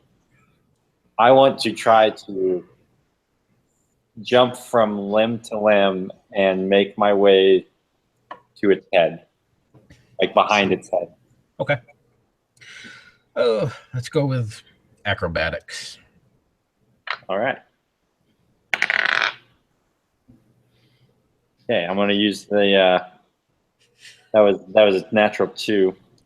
All right. I was going to give it a 12 DC, so 12 on the mark with my. Thank God I'm proficient in that. So you guys see Imsh, clamber up and start hopping between these long appendage slimy things. It's definitely sticky. It smells disgusting as you kind of clamber from one to one, trying to work your way around. And it's going to take a legendary action again. I'm behind its head, right? So it kind of waves you in the air for the moment, Feldren, kind of close to its face, and then it just kind of whips across, throwing you through the air. It's going to fling you. Which does... You're going to roll me a 1d6. And you don't want to get a 6. Oh, 3. 3. So it flings you 30 feet, which is going to be 3d6 damage. 4, 8, 10 damage. As you kind of fling across, hitting the wall hard and sliding back down. All right. Thankfully for that temp hit points, but you can see how this larva continue to kind of crawl around. Rhyse, you feel one kind of touch against your foot, and you look down, starts to crawl up your leg, another one on the other one, and within just a few seconds, there's a good dozen larvae that are starting to crawl all around you, their teeth kind of nipping at your flesh. There is nothing. Let's see if he reaches. And you see it kind of lean back a little bit and take in this deep breath again, this vomit and everything kind of gurgling in its throat as it recharges itself. Kellis, you are up. All right. Kellis, I've now moved 90 feet towards it, like in total. So you're I'm right up there. Right on it. Perfect. All right. Kellis looks up, and every time you've heard, well, the few times you've heard him speak previously, he's always, had a stutter and spoken very quietly, but now he speaks with kind of much more conviction, and he says, for what you've done to our people, you will pay. And I'll cast a vow of enmity on it, so I get advantage on all attack rolls against it. Okay. And I'm gonna hook and dagger myself into it and start climbing it. Nice. And while attacking, if possible. Yep, I can do that. Do your damage, or you do your attacks first, and then. Yeah. Okay. First one with the hook. 16 plus 8, 24. Yep. So we get that. Ooh, it's gone. Okay, 7, 8, 9, 10, 11, 12, 14, 18 for the first one. Got it. And then for the dagger, there's going to be another 24. Exactly the same roll for 5 points of damage. Got it. And those are good enough rolls that, yeah, you're able to start kind of clambering your way up this thing. All around it, you can see all this larva starting to snake. It's starting to kind of crawl their way and wiggle their way towards you, kind of coalescing around you. So you got this ring that's starting to form around you, these things. And Feldren, you are up. You were 60 feet away from it at the moment. Or, sorry, 30 feet away from it at the moment. All right. So, and I have 2 of my friends are on this thing now. So, like, yep, you see Imsh kind of clambering from tentacle to tentacle, climbing its way, and you see Kellis literally just stabbing its way up its body. all right. So there's no way I could hit it with an area like a fireball or a wall of fire again and not hit my friends. All right. Yeah. That would be tough. It would be tough. All right. So instead, what I'm going to do is cast Armor of Agathis on myself. So, like, my body is covered with a very thin coat of frost, which gives me 25 hit points. Nice. And if he touches me, he takes 25. All right. So I'll cast that, and then I will try to. I'm going to take cover, and I'm going to direct Imp the Imp, who I assume came with us, or did he survive the crash? Yeah, I'm sure. Okay, I'm going to direct him to fly towards who's next. I guess is probably going to be Imsh, and say, Rhyse is next. Okay, Rhyse. Okay, so fly towards Rhyse and give an assist. So help action, just so it gives him advantage on an attack. Okay. Sweet. Then I will try and take cover somewhere behind a body or something. Okay. You can see this thing, its body begins to kind of pulsate and undulate a little bit. And he lets out this humming, almost like it's a And you feel your bodies begin to vibrate a little bit. And then, Kellis, you feel your body just get smushed right into this thing, almost like it's sucking you in. And Imsh, as you start to leap from thing to, tentacle to tentacle, you start to slide towards it. Feldren, in the distance, you get pulled in, dragging across the floor. You move 30 feet for it, so you come right up to the base of this thing. And same thing with you, Rhyse. Yeah, you're 30 feet away as well. So yeah, this thing just kind of drags you up this pile of melting bodies, right up to the very base of it, before this humming stops. All right. So as it's dragging Rhyse, he's going to pull another dagger from his belt, and he's going to chuck this one, and again saying a prayer to Scro.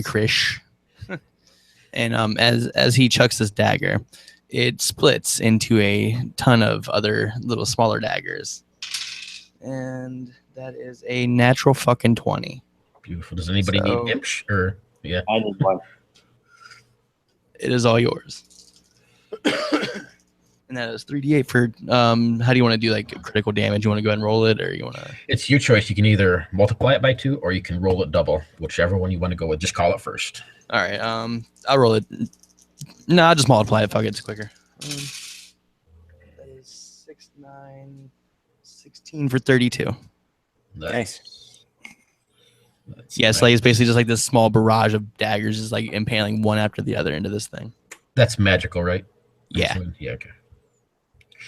Got it. Anything else? You still got a move action or something if you wanted, but. Yeah, and then like he would just continue like moving towards this thing as he could. Yeah, you're right at the base of it. So. Yeah. All right. So then, yeah, he would he would try to like climb up it, I suppose, or whatever. Right. If you want to climb it, you can. Do be in athletics, but. Okay. Yeah, that's fine. I'll do that. Okay. Kind of follow Kellis and digging your blades into it to climb up this thing. Let's say 25. Yeah, definitely. So you begin to climb up this thing as well. The galaxy mind is up. So you see one of these tentacles kind of snake around. This one's at Imsh. That's a natural 2, so that's definitely not. So it just kind of whips just above your head. This other one kind of whips across his body, right where Kellis is at. And does a 14 hit Kellis? No. Nope. Okay, so no, this one just whiffs past. You can feel like just graze your back shoulders. And the other one will be on Rhyse. And that is a 18-24, so that's a hit. So you feel this one kind of swing across. It's going to 5, 8, 9 plus 4 is 13 damage. and it wraps around you, kind of lifting you up. And I'm going to use this legendary action to fling you. So you're going to roll me a 1d6. Oh shit. Oh fuck. Oh fuck. That's a 5. Oh fuck. Oh, Did I mention that Rhyse only has 9 hit points left? Oh, Not no more. He's got 9. Oh, damn. 10, 23. Yep. So yeah, it wraps you kind of around just as you're starting to climb up and kind of waves you in the arm just a minute. You kind of get close to this puckered, nasty asshole of a face. And it just flings you. You see Kellis's body spin through the air and smash into one of these stalactites and just fall to the ground in a heap. And that means... Kellis? Legendary, so Rhyse. Imsh. I'm sorry, yeah, Rhyse. Imsh, Yeah. you are up. Leaping from tentacle to tentacle, you feel one of these tentacles just graze past your head as it's swinging around. and just before that, I was pulled by the Scro magnet, right? So you kind of slid across one of the tentacles a little bit. Okay, so I like to think that pulled me closer to. Yes. the You'd be creature's like right spot. next to its body. Okay, I'm gonna climb up behind its mouth, like on its neck. I don't think it really has a head, does it? Or Not really. okay, all Got right. a bowl So face, but yeah, okay, we're the top. Okay, and I'm just gonna bring my mighty maul down upon it. go for it. When you step on this thing, it's like just stepping in piles of filth. You can feel your feet kind of sucker into it like mud. So it kind of engulfs Yes. your foot. All right, Yes. so that's a 22 to hit, Okay. Yep. and 3 bludgeoning, 1 fire, 10 damage altogether. Got it. And I'm gonna go ahead and do my extra attack on it. That's 20. Yep. 6 bludgeoning, 1 fire, so 13 damage. Got it. So you continue just to Oh, smash your maul into the back of this thing's So head. I also have a bonus attack from my armor because it's spiked armor. Okay. So that's a natural 20. So what I'll do is I'll go ahead. This is only a D4 plus my strength. So I'll just roll it twice. Every little bit helps. So that's 8 plus 10. All right, so that's another 18 damage. So I'm all out with it. You continue to pound on this thing. You can see that it's getting more and more agitated. Its body just pulsates and rumbles, and you can hear this gurgling sound that's coming from its stomach. You can see what looks to be tiny little things kind of pushing out against it and swimming around inside of it. And let's see. I got one more legendary action left, so it's going to make a tentacle attack on Imsh since you're the one pounding this. So you see this tentacle just kind of whip up and come around. And that would be a 21. Yes, definitely. 3, 6, 9, 10 damage. It kind of wraps you up again and starts to grapple you. So you're considered grappled at the moment. Yeah. I'm going to say larvas could have done something on poor Rhyse, but Rhyse ain't here at the moment. And let's see if this thing is there to recharge. So swing back up. That's the end of that round. Kellis, you are up. Yeah. Kind of clambering your way up this thing. You see Kellis get flung and smashed against the walls like a rag doll. Do you mean Rhyse again? Yes, sorry. You're And just then- prejudiced against Kellis. And then poor Imsh, he's just picked up and grappled, kind of lifted in the air. All right. Well, this time, Kellis kind of closes his eyes for a second and focuses before casting Hunter's Mark on it, and then continuing to climb. So let's see. First attack, that's a 19 on the die, so 27. Yep. The second one is a 14. 14 total. Yeah. Yeah, that one will miss. So the first one hit them. Okay. Oh, I do have advantage on them, actually, because my vow of enmity. So that I rolled exactly the same fucking number. Okay, so I'm now doing sneak attack plus the extra for things, or for Hunter's Mark. So that's 5d6 and a d4. 8, 9, 10, 11, 12, 13, 14, 15, 16, 17, 21 total. Got it. So just And you continue to clamber up this thing. Yep. Give me Yeah. give me an athletics check. You see a 12. Yeah, that's a 19. Minus All right. 1 though, so 18. You're good. You continue to make your way. You're about 3/4 of the way. One more time, and you'd be at the top where Imsh was at the moment. And Sweet. it is going to take its legendary action after yours because it wants to fling Imsh before he can try to unbreak its grapple. So I need you to roll me a 1d6, Imsh. Alrighty. 4. 4.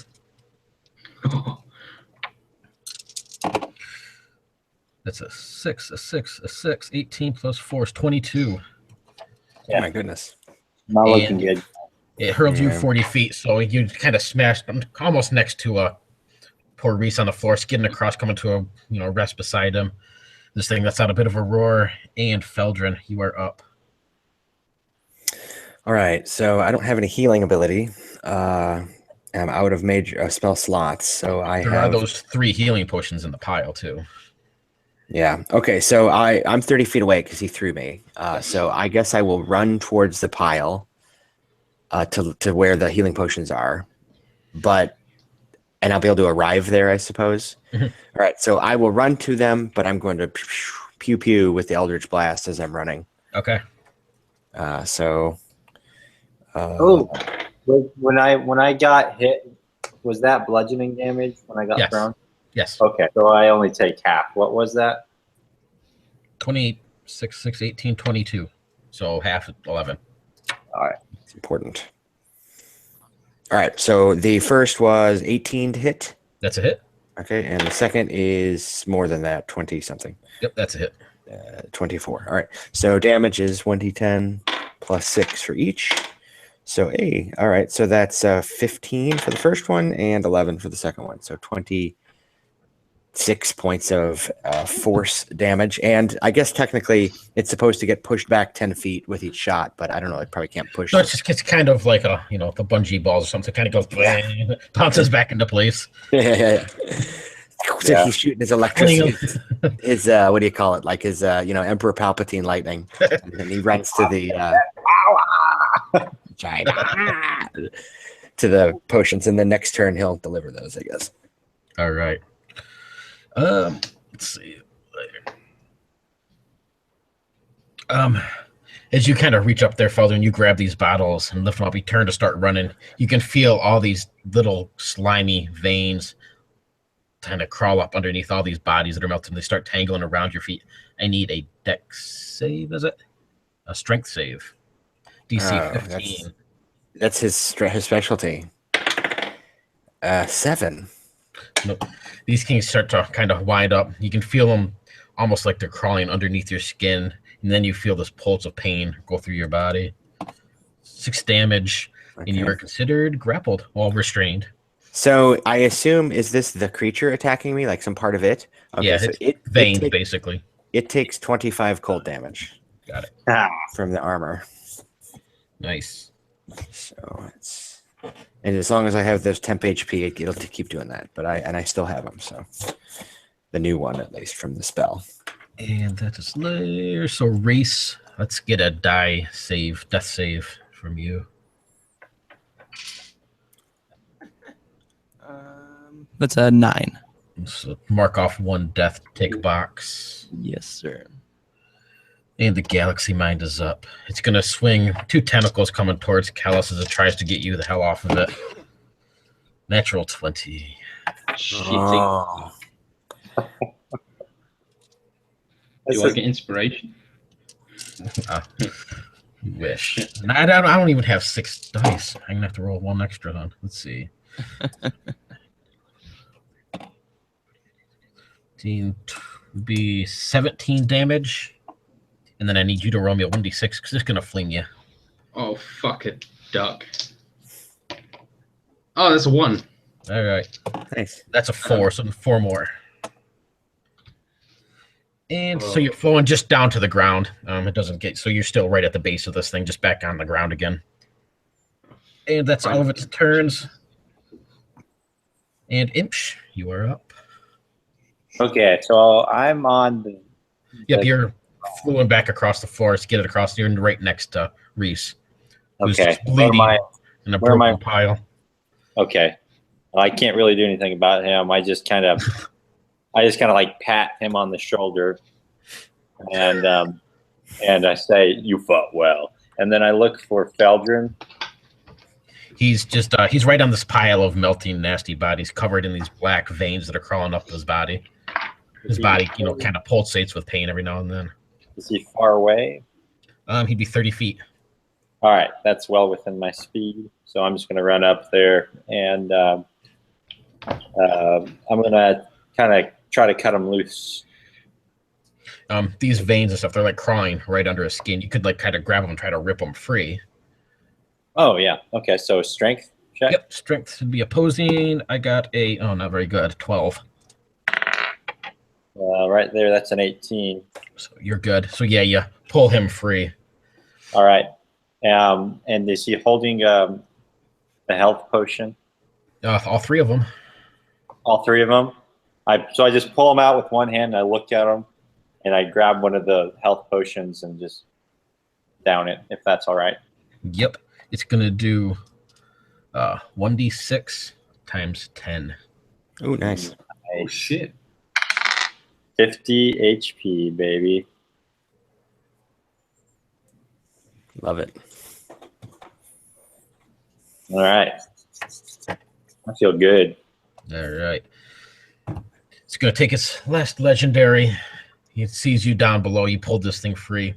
You see it kind of rears back, and then it just shoots the stream of vomit towards Feldren and Imsh. I need dex saves from both of you. I'm assuming we can see the ground rumbling. So that's 11. I think I'm probably gonna need to use that inspiration. I think. Yeah, you would. DC for this is a 15. 17. Oh, I did it. Oh, thank God. 16. So you guys are going to take half damage. Let me total up.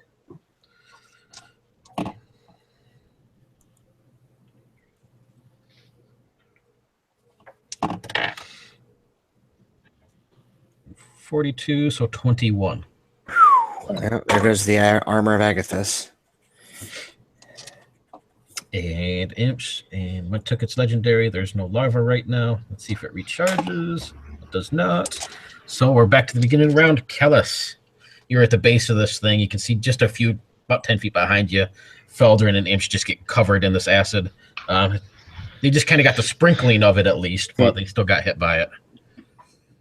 All right, well, I don't fucking want any part of that, so I'm just going to climb the bastard again. He just shakes his head. As you start to do it, you hear this voice, kind of think for a moment, and you remember Scro when he mentioned that you had to drive the nail with the hammer into this thing. Oh. Imsh isn't going to realize that, but I hope you do and you tell him. Yeah, he'll shout back and say, Imsh, I need you.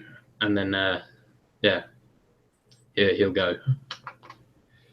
Hopefully Imsh will just blindly follow him. Oh, of course. He goes, okay. 23 for the first one. Okay. And a 27 for the second one. Yep, and yep. Jesus.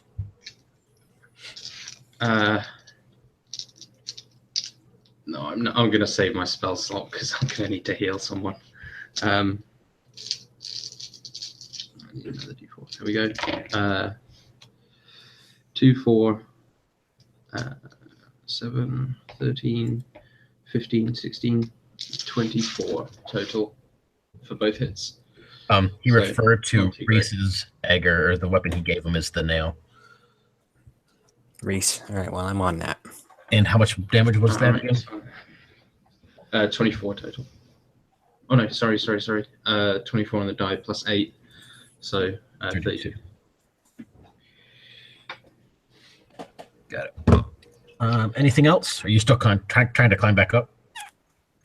Yeah, I'll try and climb back. You got really good rolls, so you're still climbing up fine. Feldren, you are up. All Still right. have the 2 healing potions in your hand. You're covered in the gore. Imsh beside you. In the distance, you can see what's left of poor Rhyse's body, kind of crumpled.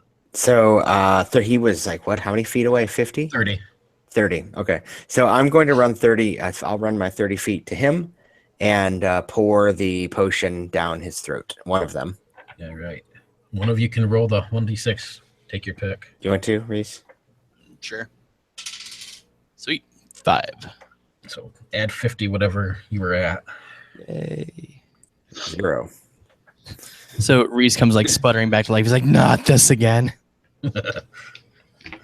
It's Groundhog Day. Yes, and then Feldren, having heard, I assume, did you shout about the nail, or is it fair for me to say that Rhyse would have remembered? I mean, Feldren would remember this. Yeah, I think Feldren would remember. Probably Imsh wouldn't. Let's say if your intellect or your wisdom, sorry, let's say if your wisdom's above a 10, you do. Okay. So I say, brother, get up! The nail! With the hammer and the thing and the hitting and the killing! So Rhyse will kind of look down, kind of try and get his bearings back, having just, been revived. And he'll look around, he'll grab his weapons, and he'll slowly get to his feet, like kind of cracking his neck a little bit, like stretching out and whatnot. And he'll start making his way towards this giant slug-looking thing. All right. So yeah, you can move right up to the base of it if you just take your double move. Sure.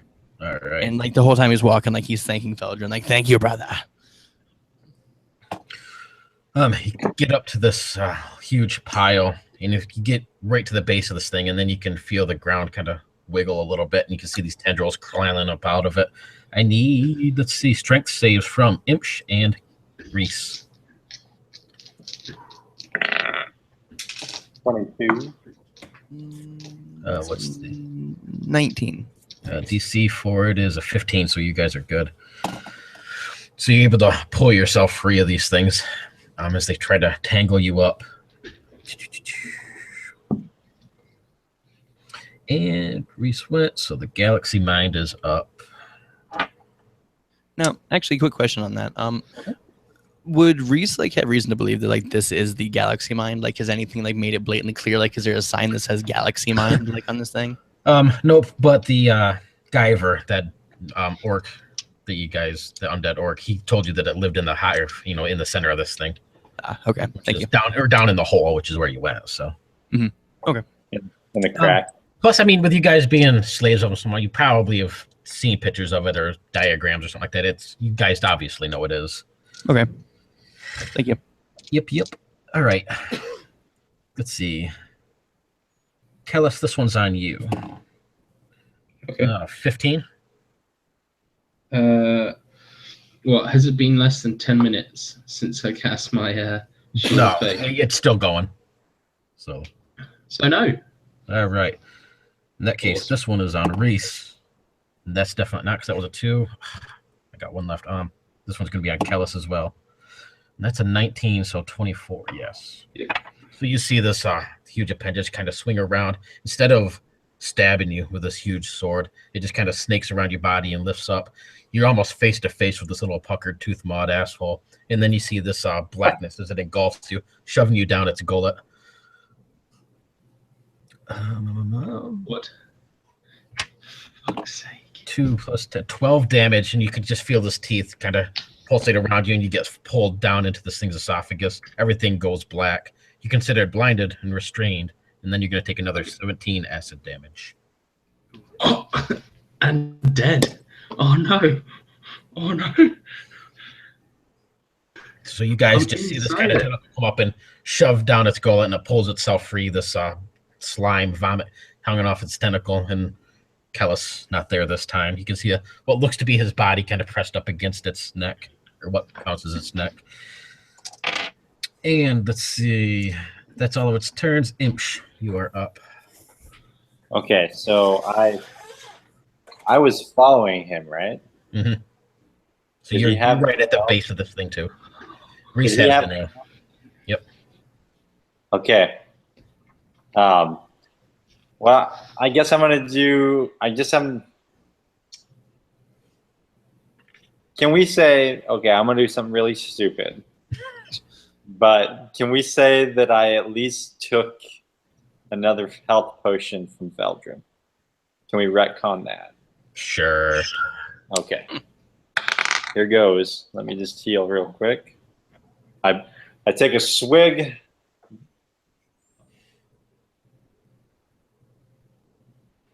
I'm at my 95 hit points. And I'm just going to hit its stomach and basically just invite it to eat me. So that way I can get the dagger. All right. Do you want to make an attack on it? Yeah, I might as well take it. Dude, I'll just you do took my. the potion and you can move. So you get one attack at least. If you do that. To be clear, I think it's Rhyse who has the dagger, not me. Yes. Yeah. I don't know why Yeah. we keep. Oh, I But thought you I've had. been swallowed. No. Yeah, no. Rhyse has the dagger. Yep. So Rhyse has the dagger. So you Yeah, don't he's- get Oh, I thought Kellis had the dagger, and I was like, "Here goes." Okay. And Well, you could still Rhyse save is starting to Kellis. climb up this thing.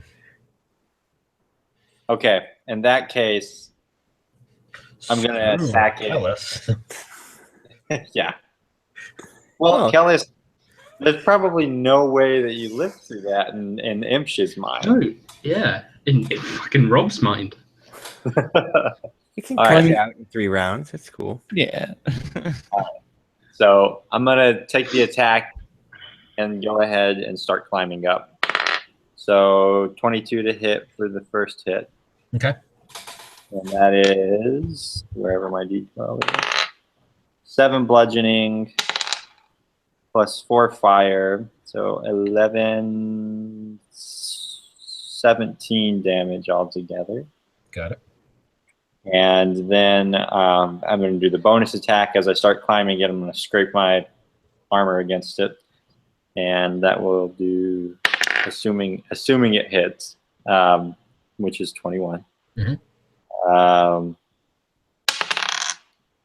Another 11 piercing damage. Got it. Yep. I'm making my way up with Rhyse or somewhere behind him. Okay. And it has 1 legendary left, so yeah, it's just gonna swing around with these tentacles, trying to first one on Rhyse and then the second one on Imsh, trying to get a hold of you guys. Rhyse has a total miss with a 2.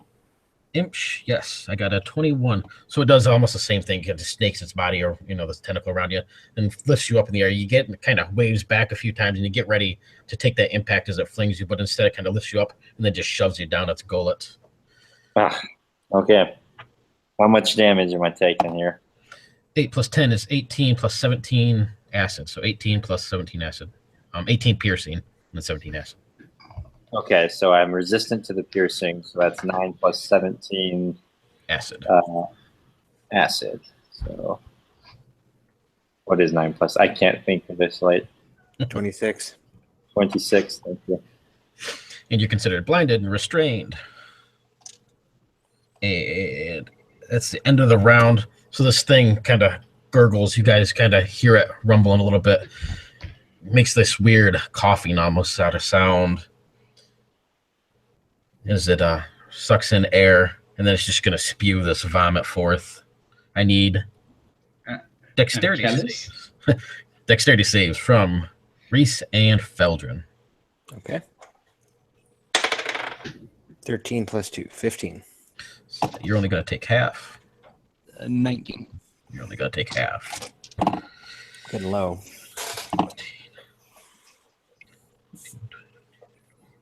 24 divided by 2, so 12.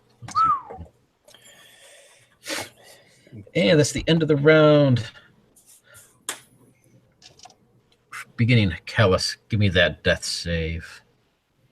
Well, am I going to be taking acid damage? You will Because at that's the just ends of the automatic death round, saves. but yeah, that would kill you if you end up failing. You at the end of this round, you'd be dead.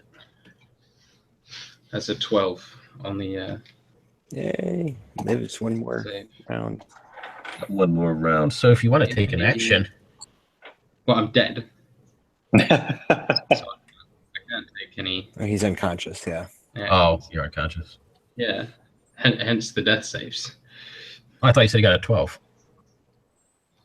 Yeah, on the death save. Oh. Don't mind me. All right. Yeah, that's what I was saying. Feldren. If I'm taking acid damage, then it's death It's saves. an auto fail. Yeah. Actually, I'm going to take my legendary action on Oh. Feldren. And nope, that's a miss. So, Feldren, you are up. Okay. Well, I'm glad to hear that. All right. So do I see any way to trigger this thing to puke them out? You can definitely see all of its guts and innards kind of clear through this translucent belly area. So if I tried to target that particular area, I mean, I just have attacks. And so since I do have the repelling blast, maybe, it's like punching it right in the stomach, it's supposed to knock it 10 feet back, right? So I'm just like, Okay. Go. So I'm going to hit it with my two Eldritch Blasts right in the gut. All right. In that case, if you do more than 25 points of damage, it vomits. So, all right. That's very close to the max I can do, but yeah, you never know. That's all within one round, so somebody could help you, maybe. Okay. So that's 18 to hit on the first one. Yep. And the second one is 21 to hit. Yep. So the first one does 12 damage force, and then the second one does 10. So that's 22 force. All right. 22. Actually, I give it the old Feldren's 1-2 punch. guys are awfully close. Let's see. Rhyse, you are up. So, like, can I see the outlines of the other two, like, inside of this thing, or? Yep. Kind of sliding down its fatty neck. So roughly how far away would the outline of what would be Imsh be from me? Maybe 10 feet above you. Okay. So Rhyse would like start digging his like blades into this thing, like, scrambling his way up to them. And then he would get up to roundabout where Imsh would be in this thing, and he would just take the nail, I suppose, and he would just slice into it, basically trying to like cut an area for Imsh to like climb out of, I suppose. Okay. Yeah, damage. Same thing to get through this thing. It's 25 points of damage. So Sure. go ahead and go for it. That's total, so. All right. Here goes. 12. So yeah, it's 12 with that just one attack, I suppose. Okay. I'm not sure the logistics here. Would I be able to follow through with like my second attack as well on that? Yeah, you're not taking much of a move, so you get all your normal attacks. All right. So yeah, it's 12.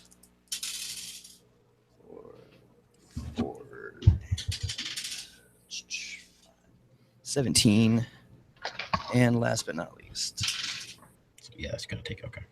For a 16 to hit. And that's a miss. Okay.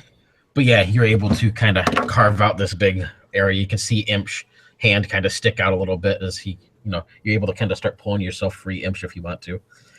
Okay. And the Galaxy Mind is up. Mm-hmm.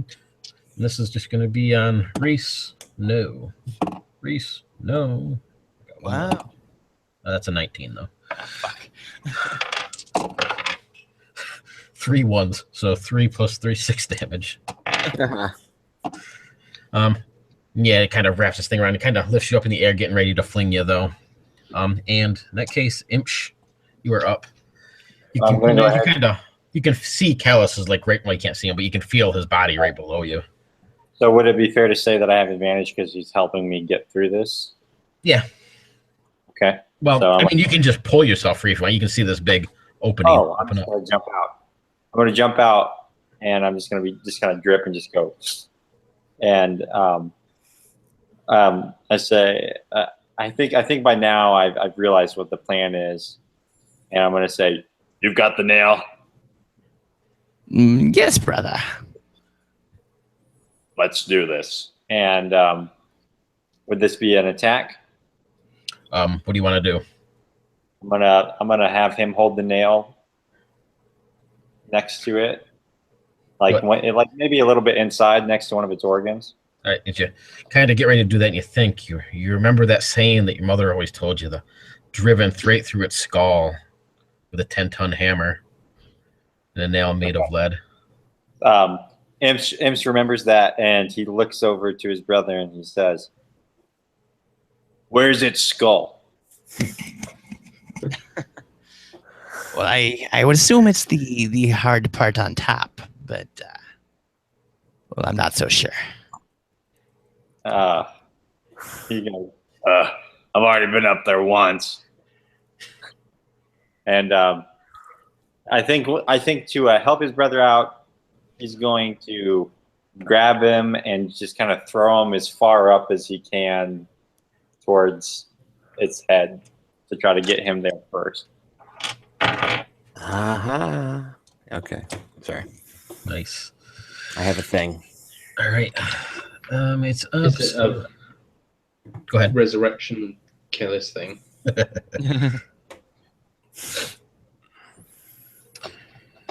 So what'll this take? Rhyse is held grappled by the tentacle at the moment. You could try to break him free. It would be a DC 18 of strength. Okay. Yeah, I'll just go ahead and break him free. Gotta love that rage advantage. 19. There we go. Sweet. All right. So yeah, you're able to kind of maybe grab him by the foot or whatever and kind of yank him through. He kind of slides through this slick, nasty sort of tentacle covered in gore. He's kind of hold on to this creature and he's dangling by the foot from your hand as you start to climb up this thing. And you can kind of pass by and you see Kellis's body pressed up against it, sliding down the esophagus. Can I use my bonus action to use my spikes to try to shoulder in and cut it open? Yeah, you can definitely take it. How about if you do? It'd be a normal attack from a bonus attack anyway. I get because I'm in range right now. What's your damage for it?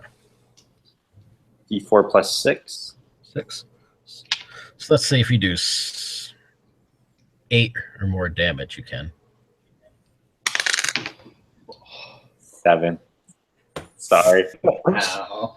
I kind of hit it, and the transfer of energy just kind of sends them deeper into it. You kind of undulate a little bit and continue to slide down the esophagus. And unfortunately, Kellis, at the end of the round, you take 17 acid damage. This thing lets out a bit of a belch. No. You can see this stuff kind of dribbling down. You see Kellis's body just shoot up the esophagus and spray across the floor. And what's left of his body just kind of melting into this pile of bodies at the base of this creature. Imsh and Rhyse continue to clamber up. The skull is just one more climb above you. Feldren, you're down at the bottom at this.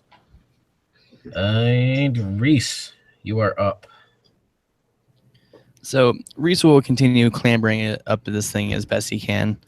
And does this thing have a clearly defined skull area type deal, or not really? I mean, you can kind of see what is its head. I've already hammered on it a couple times, so it shouldn't. So where you see the big dents from the hammer.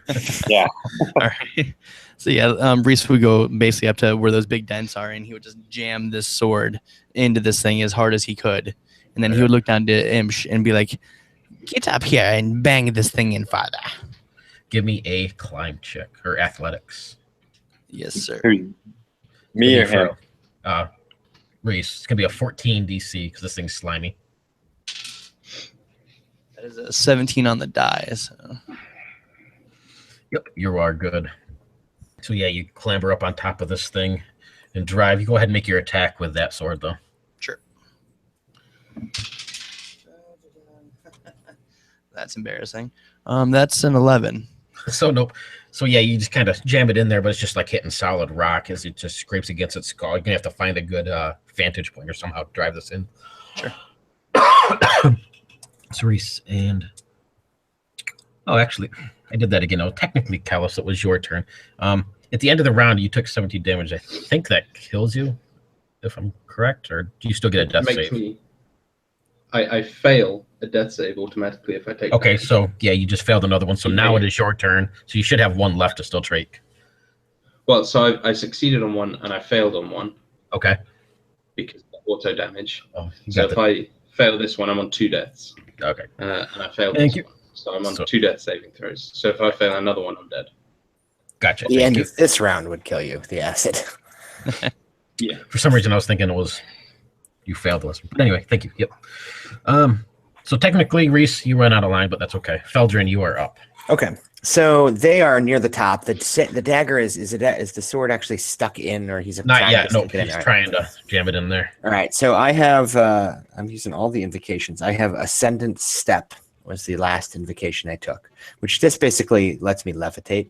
Okay. At will. It's not a spell slot. So I'm going to levitate up and just to be up there under them in case one of them gets grappled or knocked off, they can pass the weapon to me. Right. Gotcha. So I'm the backup. But while I'm doing that, I'm going to pew him with my Eldritch Blast. All right. Pew pew. That's a miss. That's a 16. 16's a miss, yeah. Yes. And that's also a miss. 13. All right. Yes. Well, I my pewed today. All right. Now Rhyse would be up, but you already went, so the Galaxy Mind is up. First one is going to be on Rhyse, who's trying to stab it, and that's another natural 20. So you see this tentacle kind of come up, swing it around, and it just opens this huge gash across your chest. It's not even trying to grapple you at the moment. It's just going to do straight up damage. I have the last healing potion, I think. Or no, Imsh took it. I forgot. Yeah. Oh, damn. 9, 9, 18, and 7, 25. So 25 slashing. So close. Down to 3.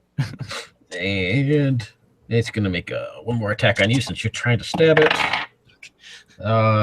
13, no. And this last one is on Imsh. And that's a 17. So it is going to do its damage and fling you 8 damage, and then roll me a 1d6. Imsh? Yep. So did I take that 17 or not? Yes, you did. Okay. Of course I did. So And then a Another- 1d6. I took 17, then I took 8. Yep, because it's slashing. Yep. Oh, okay. Hold on. Then I need to heal.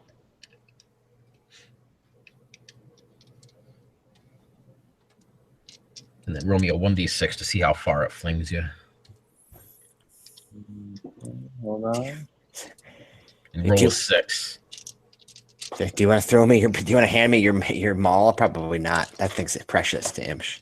I don't think no one can wield it, actually. Yeah, nobody can lift it up. It's Yeah. Thor's hammer. Yep. Mjolnir. All right, cool. Okay, that's a 1 on my d6. Aw. Hey. So 3 more bludgeoning, so 1, I guess. As it just kind of slams you into the ground at the base of this thing once again. And Imsh, you are up. Okay, so I'm at the base of this thing. Double move. Yeah, double climb. You get to the top. I guess I'll double climb. Slip and slime, double climb. Give me that athletics checks.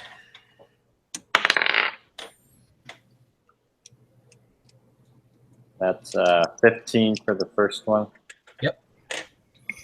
I have advantage. So it doesn't matter anyway. And then 17. Good. So yeah, you're able to get a hold of this thing, begin to clamber up to the top. And with that, it has 1 legendary action left, and it's going to swipe at Rhyse one last time. And that's a 6, so that's a no. End of the round. Kellis, you are up. Laying at the base of this thing, your body just melting into this pile of gore.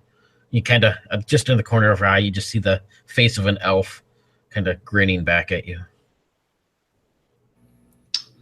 So I'd take the damage at the end of the round. No, because you're not swallowed anymore. That's only if you're swallowed by it. Oh, it spat me out. Yep. So I have to make the death save. Well, that changes things. If I fail this, that's it.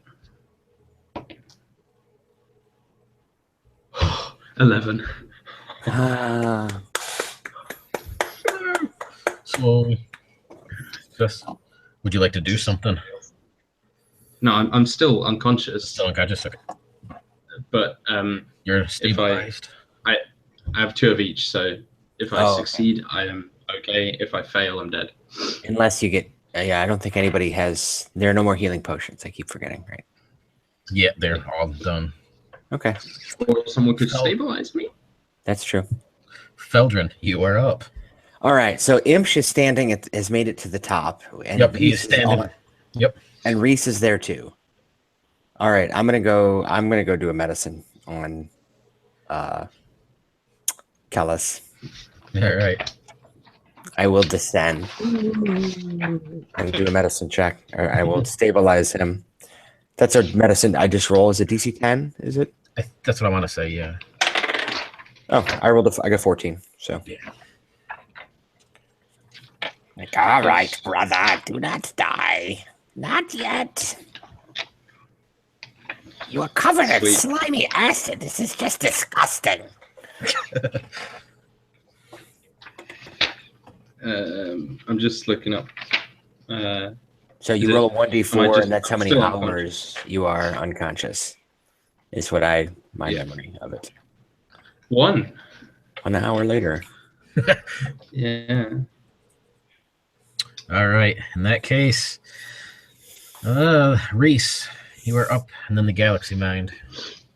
You are standing atop this thing, trying to jab your sword, find some spot as it's kind of whipping its head back and forth, trying to loose you guys up. You can see these tentacles kind of slashing over top of it, trying to get a hold of you. Do it. I'm torn. I don't know if I just. Oh yeah, okay. So Rhyse would just look at him and be like, "Okay, let's do this now. Let's end this thing." And he would just hold the sword like straight and like it is most of a center of like a dent already from where he'd been hammering previously, and he would just hold it there, slightly by the blade, like so there was still plenty of like handle and stuff to for him to hit. Do it. Strike now. Can I do it? Give me dexterity saves from both of you as this thing's whipping back and forth, trying to get you off of it. 14. You're good. 21. Oh, Jesus. Nice. Yeah. Go ahead and make that attack, Imsh. Hey, can I borrow someone's inspiration and maybe a couple people's inspiration so this auto succeeds? I'm out, but I have one that you are welcome to. Okay. Oh. I'm going to go ahead and do a reckless attack to that double advantage. Can I make that into a auto succeed if I have double advantage? Isn't that how you do your rules? You want an auto success? Yeah, if I Kill the have boss. double advantage. I'll give you advantage. Okay, so I won't do reckless attack then. I'll just use the. This will Okay. probably kill it if you hit it. This is an 18. Okay. And that's 5 bludgeoning, 4 fire, so 15 damage from my maul. Okay. Go ahead and do your damage with the blade, Rhyse. Yes, sir. 4, 6, and 11. When you hit this blade, it just kind of punctures down right into its skull. You can see it almost splits it apart. And this inside is just nothing but webbing and this massive brain matter. And it kind of runs a crack down its back a little bit. And you can see this shell of this thick, nasty body that it has just kind of almost rot away as it starts to, yes, starts to split open as you continue just to drive this this blade deeper and deeper, pounding into it. You both are going to give me a 1d4 roll. For a 1. Got it. And Was 3. Still alive. And it is up. So Whenever I hit it, it goes prone. How does that affect it? it can't fall on the ground, so. All right, I just didn't know if that added anything.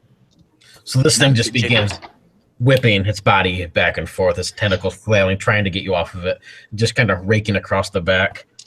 Oh, let's see. Rhyse, this one is on you. 1624 is a hit. So it's one tentacle kind of comes across its blade, digging into you for 11 damage. And Rhyse goes down. And it kind of scoops you up and just flings you across the room, smashing you into the wall. The other one kind of comes across. I'm leaving the sword stuck in this thing. Yeah, it's buried in there at this point. And I got an 18 and a natural 20 on you, Imsh. So... Just tell me how much damage it is. 15. Don't forget you're halved. Right.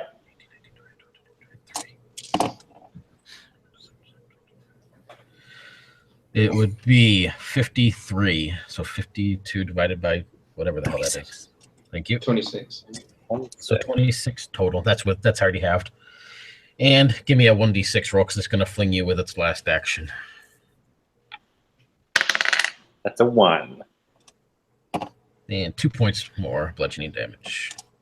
So As it flings you, smashing you against the wall.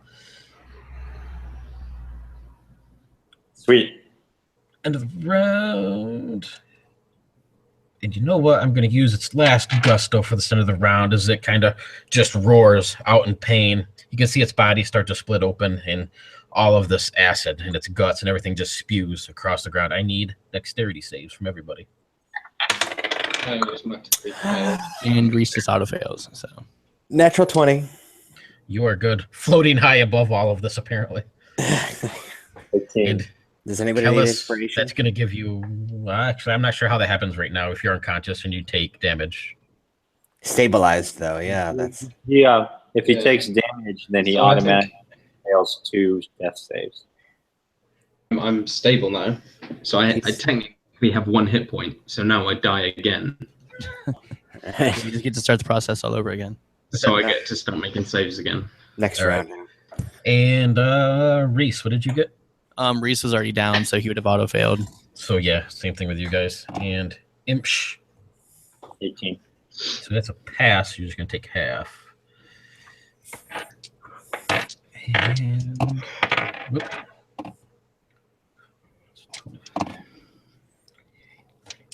I don't have a lot left, so let's see. Are 3 of the 4 of us going to be down? Let's find out. It's going to be 44 acid damage.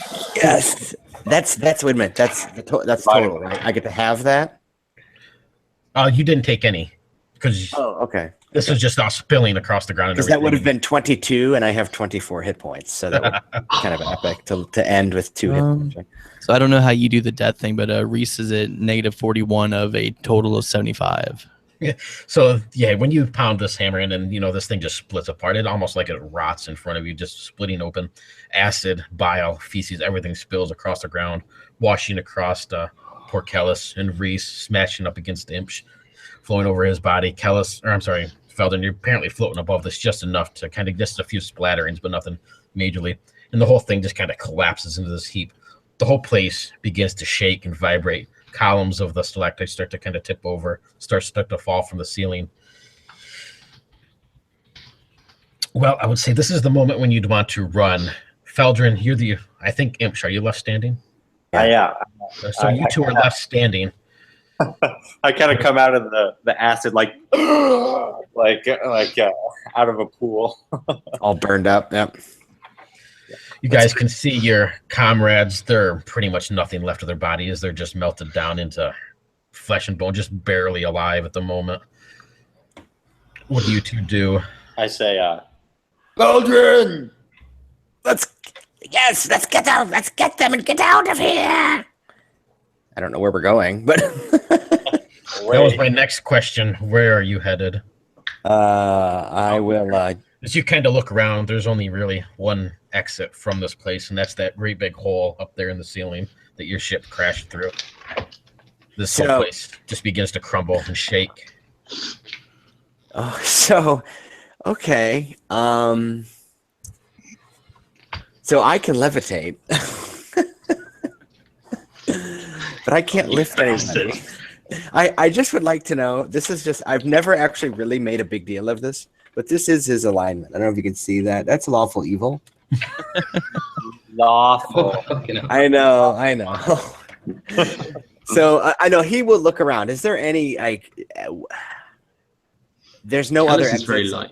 down at the ground floor, so to speak. There's small tunnels like the Neogi would fit through, but Feldren wouldn't be fitting through these. There's tons of little pock marks and stuff, but the only one you're really going to fit through is that great big opening up there.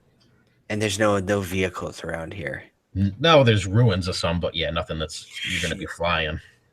And you look down, you can see Imsh standing there looking at you. And Kellis, I'll Rhyse on the say, floor. Feldren says,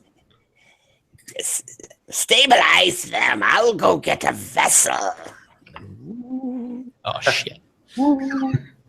Imsh kind of looks around and he's like, "What does stabilize mean?" And I'm gonna roll an intelligence.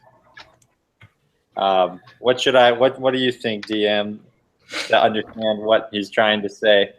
Yeah, let's give it a 50-50. They've been talking about it a few times, so That would be a 3 minus 1. Oh, so yeah, you're left just kind of this whole place just continues to shake. I start climbing out on the nearest wall.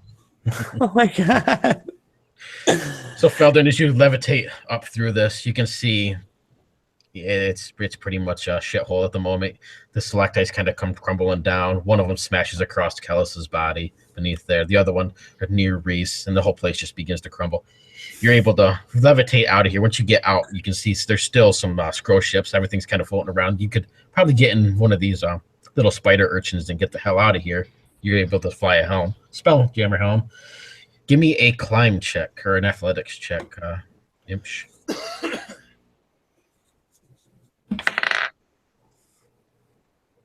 29. Beautiful. You're able to, follow. You cramble up this wall and pull yourself through and start running up this. It's kind of like a slanted hall or that tunnel that you came down through. Just continuing to run up this thing, slipping on the slime and the guts and whatever else is left in here. You can see Feldren continuing to levitate off way in the distance. And that is where we will end it. You can decide whatever happens to Imsh and what happens to Feldren.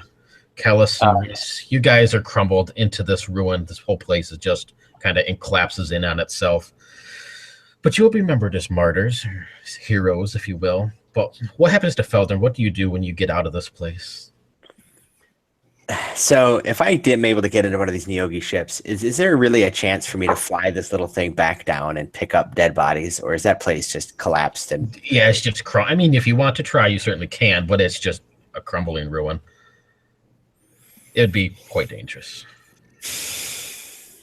I don't know how in character it is to do that, but it does sound fun and heroic.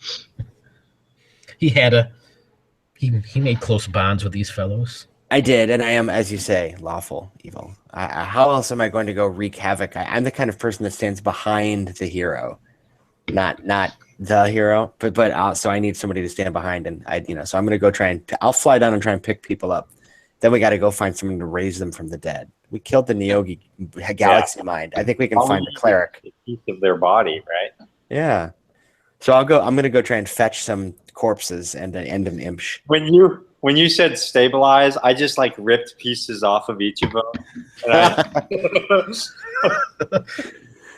I have a rib from one of them, and then another one I just have their arm. I stabilized them. Clear. Just a puddle of goo right now. So I'll go pick up some Rhyse goo and some Kellis goo if I can. All right. So tell you what, let's do some spell jamming rolls. Yep. I'll get 3 of them, 1 for each. The difficulty class is going to be a 20. Okay. Here we go. No. Let me use the die that's been trusted. Okay, so I guess I got to go down. So I'll go ahead. Imsh coming first. I mean, sure. Imsh is first, so I'll pull the ship in. Get in, brother. We're picking up with the others.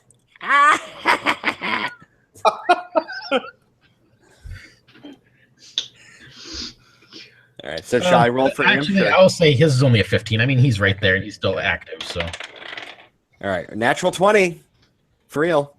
all right. I'll need it later, but there it is. So this little urchin thing, really, it's only enough for a Neogi and an Umberhawk. So that's basically what you have. And you have Imsh kind of hunched over the back, and you and the little Spelljammer thing kind of crunched into here as you're zooming down this tunnel trying to help others. So I'm going to give that inspiration to Imsh if he is, in case I need you to give it to me in a minute.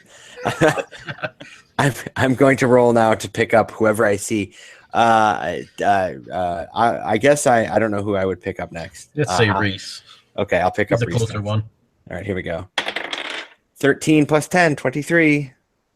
So that's a success for Rhyse. So you get a few pieces of his body, a bit of an arm, some of his jawbone. Yeah. I recognize that jawbone. Right. I'm scooping it into my skin sack that I had on my back. That's right. The formerly mother. So you continue to dart between these falling ruins. You can see this decayed body of this hive mind just rotting away. Underneath it, part of Kellis's arm hook sticks out because that's about all he has left. All right, here we go. Part of his nub. I rolled the natural 1. So I'm going to ask. Oh. Will you give me that inspiration? I will. I say, so you're about to falter as the rocks are kind of falling and hitting us, and I just put my hand on your shoulder and I look at you, and I say like I'm about to say something good, but then I get hit in the head with a rock or something. And I'm like, yes, brother, yes. Try again. Yeah. Oh, I sloppy diced it. 21. Yes. So you scooping up, kind of grab a hold of this hook that's left with Kellis, just ripping his arm free, just have his hook in his arm. His identification number that's tattooed on there. Rolled an 11 plus 10. And you guys, continue to zoom through this. The whole place is just collapsing in on itself as you kind of zoom off. As you kind of move through away from this once thing, you can see the whole galaxy is just filled with ships. Some of them completely in pieces, other ones still partly alive. You can see these undead Scro still battling back against some of the Neogi. But as this place collapses, the Neogi themselves, almost as if they were all connected to this hive sort of mind, all just kind of blankly stare for a moment and then kind of collapse all around you. You can see these things collapsing on the ships. Some of the ships just kind of hanging in space, not even moving anymore. And the scene will fade to black from there.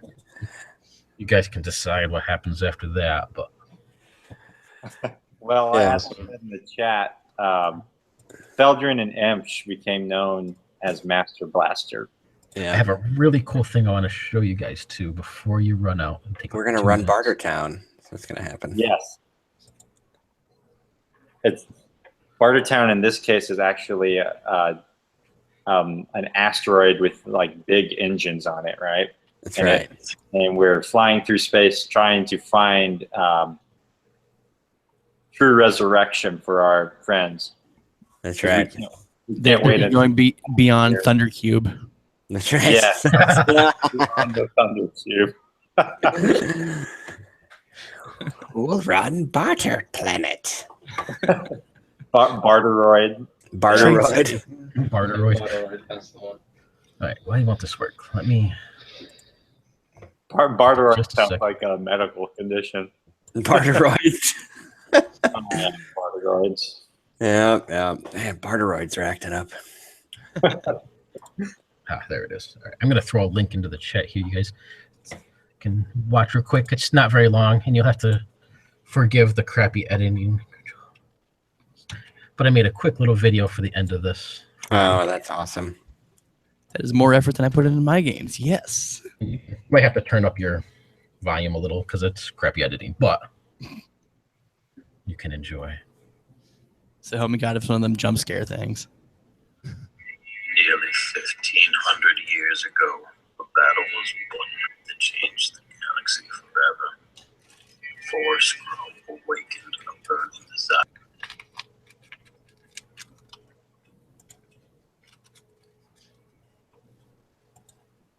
That's pretty sweet, dude.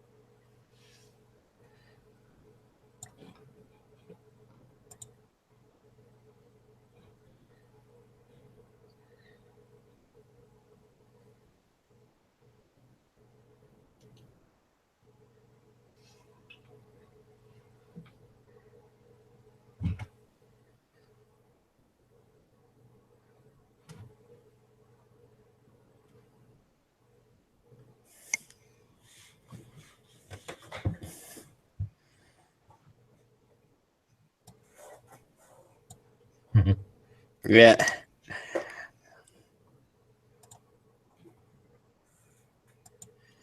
So I won't be doing that until later this year, but you guys have first dibs. It's going to be Ultimatum. You'll be playing, if you want into it, Illithids. Yes. Oh, Dude. I wanted to play an Illithid so bad. That's Dude. That's why I thought it was funny earlier when you were talking about playing Illithids and you Yeah. That's fucking metal. That's all I gotta say. Hell yeah, man. That's awesome. 100%. Sign me up. 100% But that won't be until like the fall or so. But you guys have first dibs, so I'll let you know at the time. I got all the 100%. information about Illithids and running them. We're just going to be doing it in Ultra Modern 5e. I got the books you can use. Wow. Yeah. That's super cool. If you want more of the spaceships sent to you, let me know, and I'll try not send them to some random like I did last time. But very awesome, guys. I hope you enjoyed that little bit of a story. Yeah, man. It's good Fantastic. stuff. Yeah. That was a lot of Fucking fun. awesome. Is We're gonna this, so stop this, this broadcast.